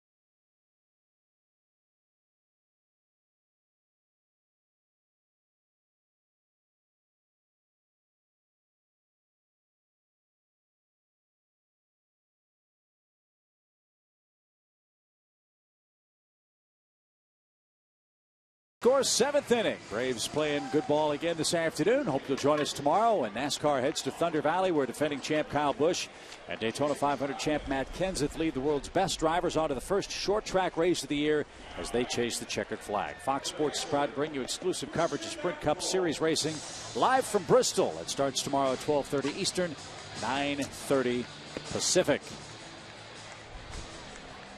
Christian Betancourt's going to lead off the Atlanta 7th, and we're joined by Dan Ugla downstairs in the Braves dugout. As Christian rifles another shot in the outfield off Jesse Chavez. In to pitch for Toronto. Hey, Danny, another day, another home run. Looks like you're ready, huh? Well, it kind of looks that way. I wouldn't mind a couple more games, but definitely pleased with the way things have been going so far. That kid McGuire had thrown you a couple of breaking balls your first time up and good ones, and made a mistake with one on the homer, huh? Yeah, he did. You know, I really that's where I kind of saw his breaking ball, you know, for the first time, and got over anxious, I guess, on the one I grounded out to third, and then he threw me another my second at bat. You know, since I'd seen it before, I was able to put a better swing on it. Dan, your approach has been a little more aggressive this spring. Now, I look at you as a hitter that's always aggressive, but sometimes some springs you're not that aggressive, but you've tuned it up this year? Yeah, you know, it only took me 12 years of pro ball to figure out you need to get on time with a fastball before, you know, you can kind of really start anything else. And I always kind of took the approach to try and see as many pitches as I could and go deep in the counts. But for me, I figured out that wasn't, you know, the best way to go about it. Judging from, you know, some of my slow starts in the past and obviously last year, you know, I was like, this year I'm going to get on time with the fastball. I don't care what I got to do, but I'm going to get on time with the fastball before the season starts. And it's really made a difference for me. Little different spring for you, too. I mean, after being traded over here last year, signing an extension on your contract, you know, whether it was real or not, you know, wanting people to feel like you got what you earned, what you got. And I'm sure there's a little pressure you put on yourself. Not so this spring, right? No, it's a lot different this spring. There was, all the emotions, and I wouldn't call them added pressures, but I guess some people would. But, I wanted to earn my contract and show the people that I wanted to be here and just kind of prove my teammates I was worth the contract. And I guess in a way I probably put a little more pressure on myself than I should have. But this year I feel like I've been a part of this organization for 5 years already. And it was a lot easier, a lot more calm coming in here, and just came in ready to work. Confidence is a great thing. It is. It really is. Confidence will take you a long way. 30-plus, Dan, is a number that everybody in baseball is used to seeing next to your name. We're used to seeing 30 or more home runs from you every year. Did you ever in your wildest dreams imagine you could have a 33-game hitting streak? Yeah. It's when you look at guys, I watched Jimmy Rollins and his hitting streak and Chase doing his, and it just looked like an extreme amount of fun. And, I never really saw myself as being one of those guys that got into the 30s, but I really had a lot of fun with it. And, if I'm blessed enough to have another streak like that somewhere down the road, then I'm going to take that in stride and just enjoy it like I did the first one. Bourne rolls out, stands at a third with 2 outs here in the Atlanta seventh. Well, it was fun watching you. There's no question about that. And I've always wanted to ask somebody who's in the middle of a streak like that, does the ball look like a beach ball like everybody who sits in our chairs says it does? Well, it definitely looks a lot bigger than what it did the first 3 months of the season. I'll tell you that much. I'll bet. Probably more like a grapefruit. Tyler Pasternicki takes a quick strike. What do you think of this kid, Dan? Tyler Pasternicki. Extremely impressed. I know everybody's kind of, he's hitting around 100 or 150, but spring training, and you can tell from the way he approaches his at bats what kind of hitter he is, and the way he works the count, and not afraid to hit with 2 strikes. He's just, he's got a great arm too, and he really works hard. I think mentally, he's way beyond his years, and I've been impressed. He's got some pop too. I didn't know he had as much pop as he does, but if you watch him day in and day out, he's going to give you a pro at bat, and that's unique at his age. You've had a front row seat to see both of these young shortstops that you just told us about. Tyler, what are your thoughts on Andrelton Simmons? Andrelton is another great young talent. He obviously just has been making some extremely great plays out on the field and putting together some good ABs, and also putting together good professional at bats. And we've got some, between him and Tyler, there's just some great talent, young talent in this organization at shortstop. They're not going to have to worry about anything for the next, 10, 12 years if they don't want to. So it's been fun to watch them play day in and day out, and I've gotten to play with both of them. They've both impressed me in different ways. And, like I said, when guys are this talented at this young of age, I think the sky's the limit for them. You could see it going either way. Either guy could get that job. I think both of them are totally capable of playing in the big leagues tomorrow, even though Andrelton was in A-ball last year. I think he could probably play in the big leagues tomorrow as well. So, like I said, it's just all kind of comes down to the good competition that it's been so far. And a 2 RBI day for Pasternicki, a sac fly in the third, now an RBI single here in the seventh. That'll help his cause. Yeah, and another good at bat. He fought off a couple of tough pitches and got one he could handle again. Yeah, that's what's so special about this kid. He always, he knows his strength at the plate, and he sticks to his plan. And, for him to be able to go the other way, the way that he does, and fight off pitches, it creates more time for the pitcher to make a mistake to him. And the importance, too, Dan, of the defense-first philosophy of the shortstop position, especially here in Atlanta. Do you feel comfortable defensively at second base with both of these young shortstops? Without doubt, without any question. These 2 kids have, worked hard to get as good defensively as they are. They both got strong arms, and defense, I think, is the last thing we need to worry about with these two kids. So it's fun to watch both of them when they get out there.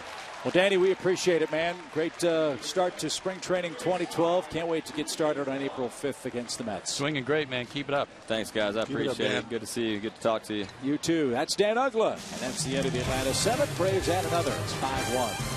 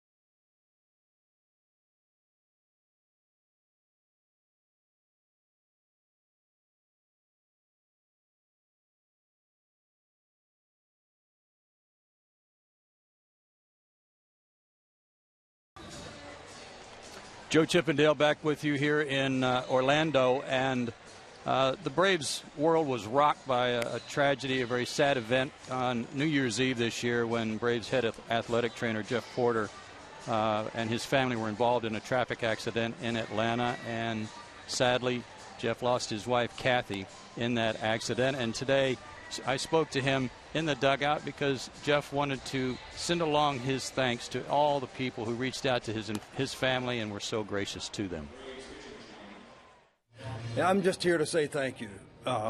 Ever since the accident, David and I and Kathy's mom have received so much support. The love and support that we received was just completely off the charts. It was more than you could ever imagine. Baseball fans all over the world, outside the country, it was phenomenal. And I got to thank a lot of them, but obviously I didn't get to thank a lot of them. And that's all I want to do. I want to thank everybody so much for their support that they showed David and I during this time, and it is very, very humbling for David and myself.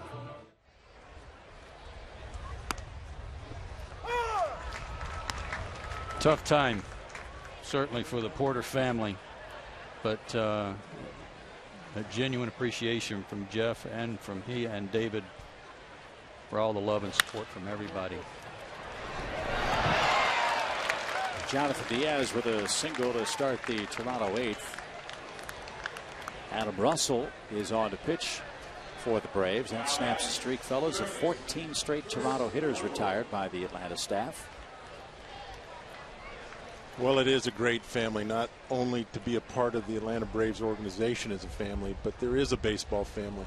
And Jeff has mentioned that to me a number of times, of the support he's received from so many. It's really, really helped. It's helped him and family get through it.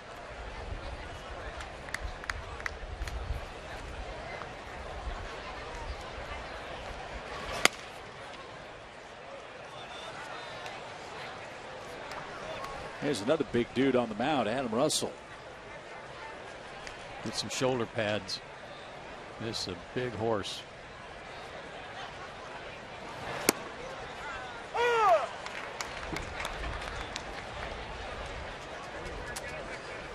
New battery for the Braves in the eighth inning. Gaddis is in harness. And 2 balls and a strike to Chris Woodward.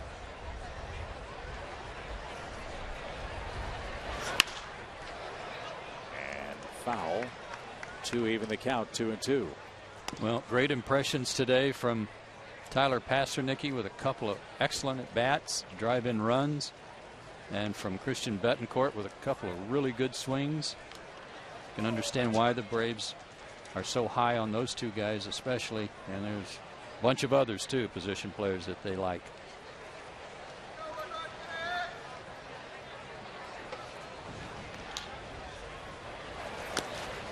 That one gets away from Gaddis. And Diaz moves up 90 feet. Braves will be in action again tomorrow. They will host Baltimore. Mike Minor will pitch in that game for the Braves. Monday, the Cardinals will be here. Randall Delgado will face Lance Lynn. Cardinals are stretching out Lance Lynn because they don't know about Chris Carpenter right now. That'll be a big start. Tuesday, the Braves are over in Lakeland to play the Tigers. Jurgens versus Verlander. And then Wednesday, Braves head over and face the Nationals. Tommy Hanson against John Lannon. So that's the week ahead for Braves baseball this spring. And how deep is that Washington staff when John Lannon may not even be in their rotation? He may be making a big start. Shin-Ming Wong has a hamstring problem. It popped up in his last outing. And Russell strikes out Chris Woodward looking. That's 9 strikeouts reported by the Braves staff today.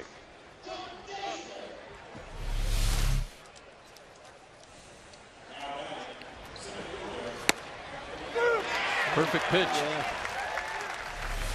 At the knees on the outside corner. Can't hit that one. Hoping the umpire misses it so you get a chance to see another pitch.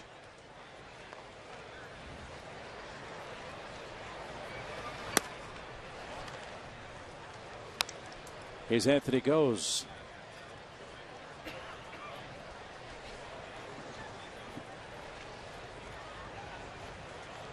Goes started his professional life as a Philly, was traded to Houston for Roy Oswalt, made his way to Toronto in a deal that involved Brett Wallace, who we saw here last night with the Astros.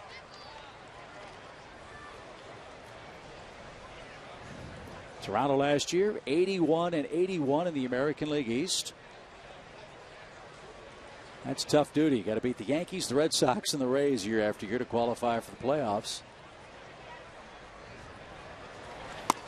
But maybe this is a club in Toronto, fellas, that'll benefit maybe more than any other with that potential second wild card. I think so, and they've got a good ball club. They've got 3 real solid starters in Rocky Romero, Brendan Morrow, and Cecil. They've got 3 good guys to start with there. They got Sergio Santos from the White Sox. He's going to be their closer, who's a flamethrower. So if they can get a little more depth in their bullpen, they did sign Darren Oliver, the ageless wonder who had been with the Rangers. He'll help fill some innings. So they've got some arms, and they got some good arms. Their lineup is good. They got a guy that hits a few home runs over there. Boy, and they've moved him to right field. Jose Bautista. Really? Mm-hmm.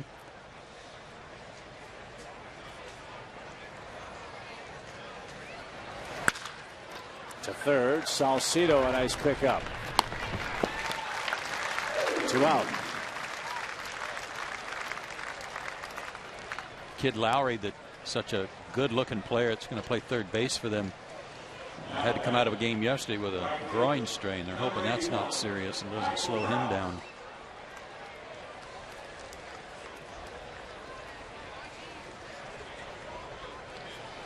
Yeah, Brett Lowry, a Canadian citizen, 9 homers in his brief stint at the big league level in 43 games.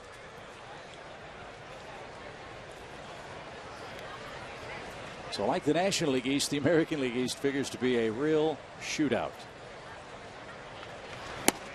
Yeah, I don't think there's the gap between the Red Sox and Yankees and the rest of that division like there has been. Tampa Bay is going to be very good. Blue Jays much better.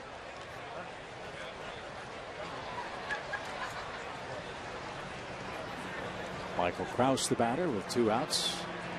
Runner at second in the 8th inning. Braves up 5-1. Toronto just 3 hits today. Boy, the Braves pitching this afternoon has looked very, very good.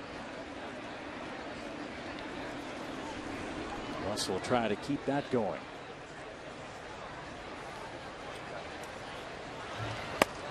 And for Toronto, 2 guys. In April, 17 of their games to start the season come against teams that had losing records last year. It's always good to get off to a fast start when you know you've got 18 games with Red Sox, Yankees, and Tampa Bay. Good. Little tapper. Tough play. And a nice play. Evan Gaddis got his man by a quarter step. Toronto out of luck in the 8th inning. Bottom half, 4-run Atlanta lead.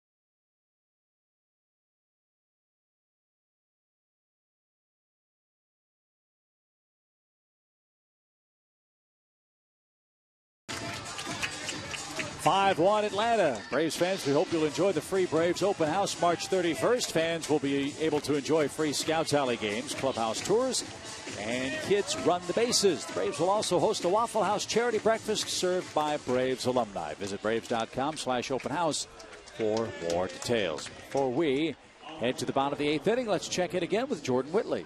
Well, fans have had so many questions, not just about mechanics and about training, but about the personality of the team. So we've got one on Facebook from John Stotts, and he wants to know what will the Braves use for their batter intro songs in 2012? Now, I saw this a few minutes ago, and I got to ask some of the players, and of course, Dan Ugla keeping it with the LMFAO party rock anthem, as is his personality. And then Tyler Pasternick said he hasn't decided yet, but he wants to go with Jason Aldean's song My Kind of Party, because you know what, he's a country boy. And then of course Peter Moylan sticking with TNT, that's right, by AC/DC. And Joe, I hear your song was Sail Away by Styx, is that correct? Yes, Joe Vincius, but not Joe Simpson. Joe Vincius is the big Styx fan and followed them all over the continent. He follows Yes. Tommy Shaw religiously on Twitter. Jordan, get him to show you his collection of Styx paraphernalia. Do I want to see that? It's pretty impressive. Our producer, Joe Vincius, who was really saddened this past offseason to find that the tour had come to an end for Styx. I'm trying to think what mine would have been back in the 80s. Little KC and the Sunshine Band or something. Yeah, I can see you coming up, Murph, to shake your booty. Oh, that would have been you.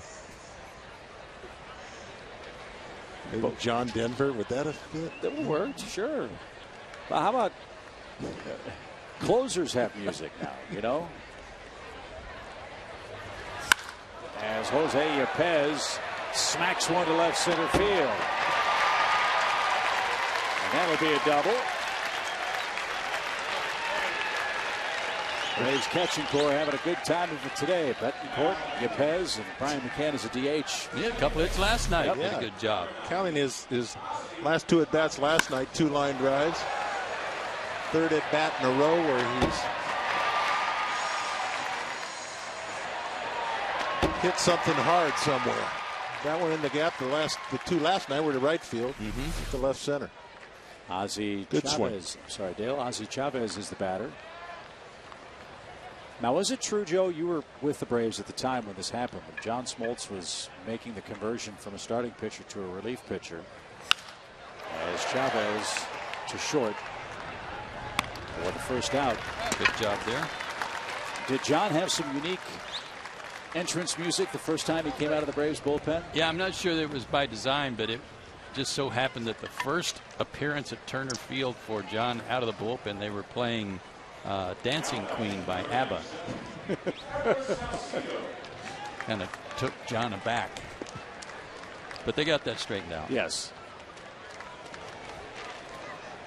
So you got to be very, very careful, Murph, when you pick your entrance music. As Edward Salcido, another fine Braves prospect, digs in for the first time this afternoon.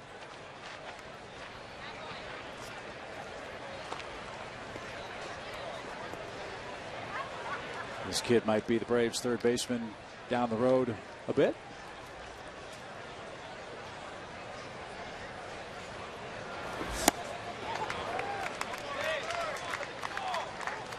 One ball, one strike.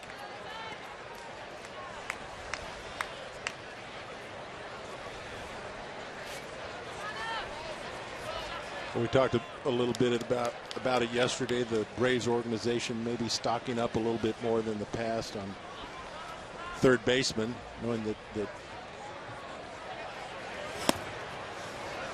the time for Chipper is probably going to be sooner rather than later. Got a couple prospects there now. That happened to Tyler Pasternicky's dad, Cliff, when he was trying to break in with the Kansas City Royals, putting up good numbers in the minor leagues and got to the big leagues, but he was stuck behind George Brett.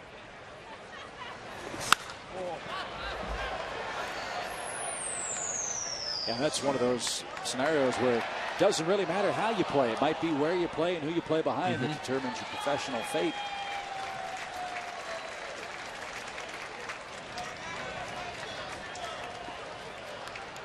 2 balls, 2 strikes.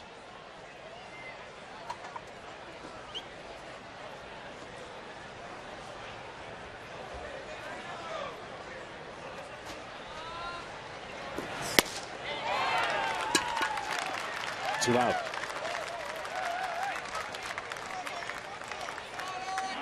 That's why you have to realize as a young player, yeah, you want a chance to play for the club that showed faith in you to draft you, but you got to know that at every game you're playing everywhere, there's scouts all over the place that it may be somewhere else. Hey, think about Brandon Hicks, exactly. A guy who's kind of stuck here from the infield standpoint, playing behind Chipper and trying to break in, but no real room for him. And the Oakland A's claimed him on waivers. He'll get a fresh start in the A's organization. And sometimes that fresh start doesn't necessarily mean a new team, but maybe a new position. Yeah, well, but it just gives you just a kind of a new lease on life, that a restart. Brendan's a solid baseball player and a good kid.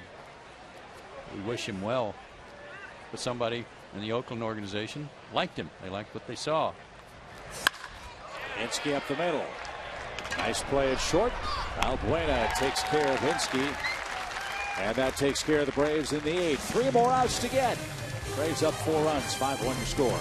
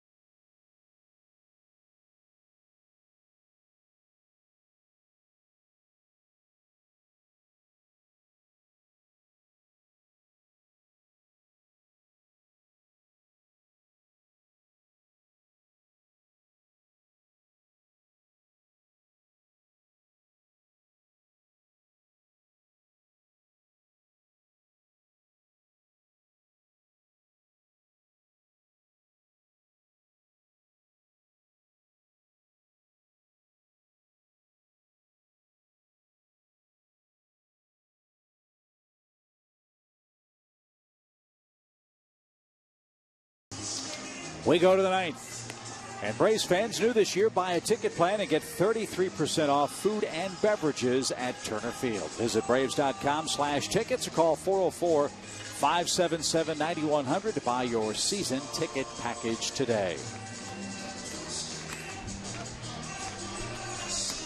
Not too many twists and turns for the Braves this afternoon. Boy, the pitching was outstanding. Brandon Beachy looked terrific. Christian Martinez looked good. Corey Guerin looked good. Toronto has just 3 hits. Braves have wrapped out 11. Another home run for Dan Uggla. And now Anthony Varvaro will try to wrap things up on this beautiful day on the berm in Lake Buena Vista. 18 games last year and a good ERA. Almost a strikeout per inning pitched.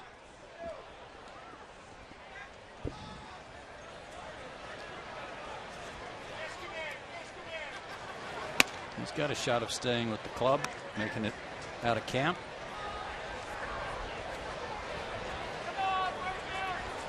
And he'll face a Toronto man that just sounds like a good hitter, Marcus Connect.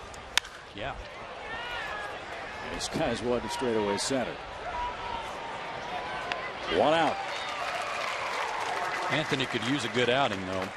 4 2/3 this spring, 7 hits, 4 runs.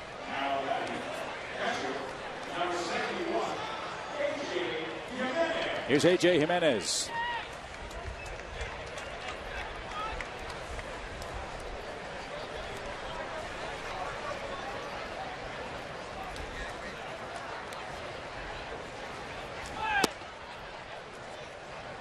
A little low from Varvaro.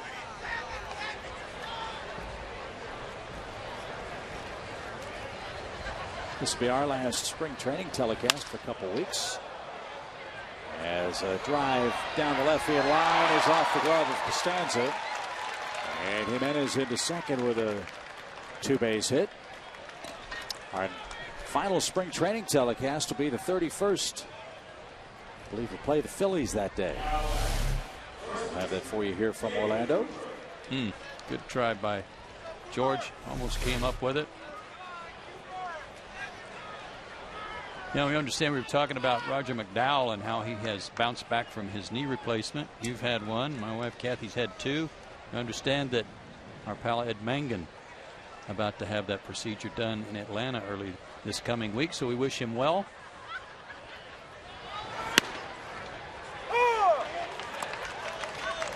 Strike one to David Cooper. Something tells me we'll see him on that tractor opening night, dragging the infield with it propped up on top of it. They'll have that baby customized, won't they?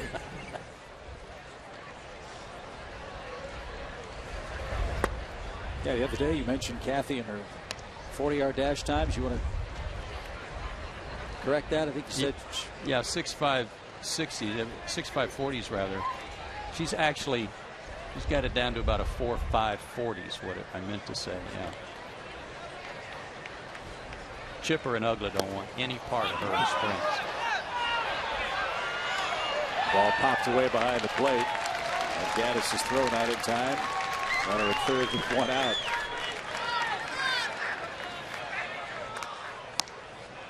Gaddis is a guy that Brian Snitker told me yesterday. He calls him our secret weapon. Great big guy behind the plate. He can play a little first base. Good power.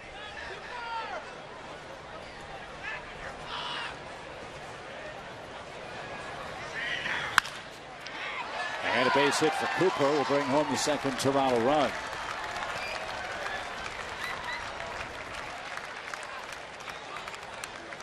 Seven RBIs this spring for Cooper. Again, a #1 pick out of Cal. And 2 hits for him. That's Mike McDade. One thing that got my attention about Gaddis was he got down the line pretty good.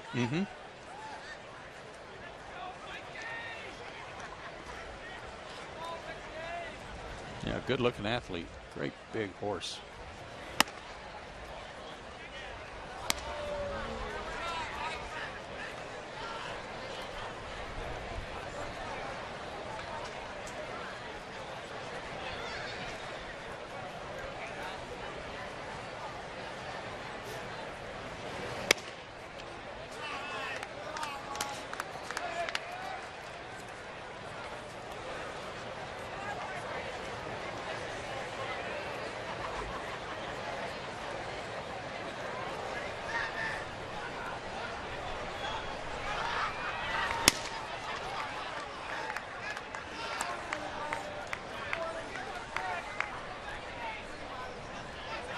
Three balls, no strikes.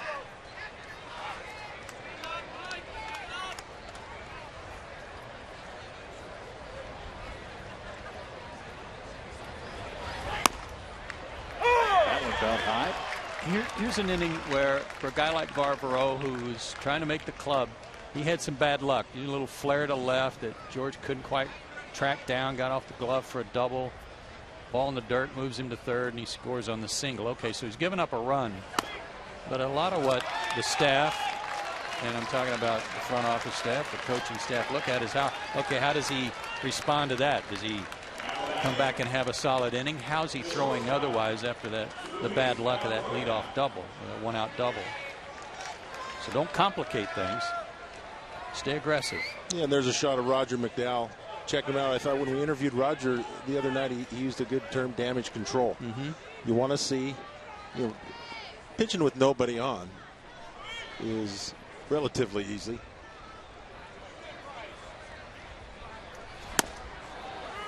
And had Valbuena flinching. Good one from Varvaro. You got nobody on. You're just kind of cruising along. All of a sudden, you got a guy on first. Now there's a guy on second. You start thinking about a whole bunch of different things. Being a good pitcher is learning how to pitch with guys on. slashed fair down the left field line. That's going to score Cooper. McDade will chug into third. Valbuena has doubled home a second Toronto run in the inning. It's a 5-3 game, and they have the tying runners in scoring position with one out in the ninth inning. And I probably shouldn't have said it's relatively easy to pitch without anybody on. It's just less complicated. Yeah. You don't have a lot of things going on. And how often do you pitch? Obviously, with nobody getting on. Well, you don't do that unless you throw a no-hitter. Learning how to pitch is knowing what to do with a lot of stuff going on, how to concentrate and recuperate from when problems come up. Sometimes it goes to your approach in terms of, okay, am I trying to pitch and not give up any more runs so that my numbers look worse, or am I trying to pitch and show something here and go after these hitters and get out of this inning and be aggressive, stay aggressive? And you got to stay aggressive. Well, again, it's easy to see this game as a split squad game in the ninth inning, but there's a big appearance for Alvaro in here. Alvaro, he wants to show everybody what he can do. This is just not something that just take for granted.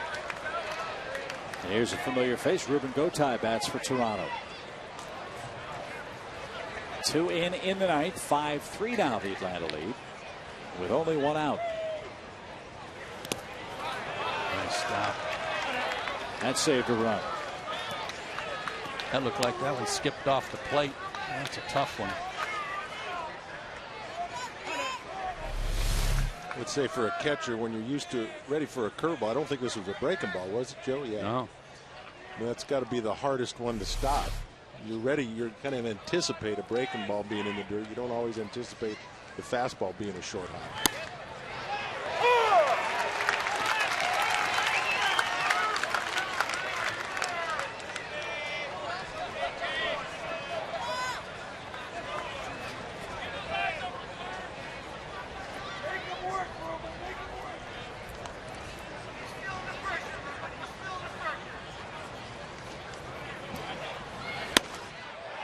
2 in a row, same spot.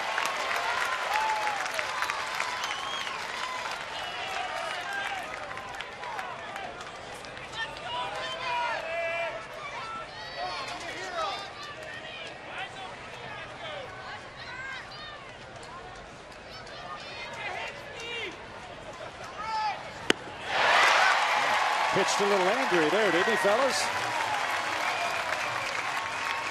2 out. Looked like a really good off-speed pitch, Joe. Good hook to a good spot after 2 good fastballs. And Chris Woodward, the final Toronto hitter, standing in the way of another Braves win this spring. And not a non-roster invitee. This is a veteran major league hitter.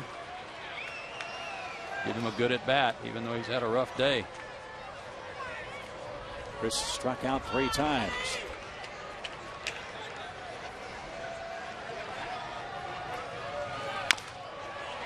And he's in a position now to make it a perfect 4 for 4. No balls, 2 strikes.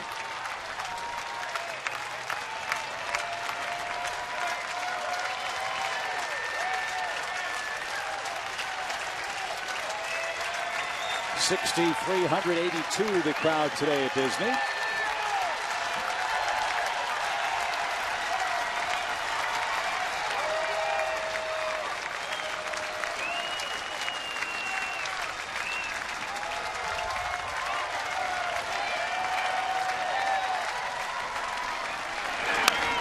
Popped him up.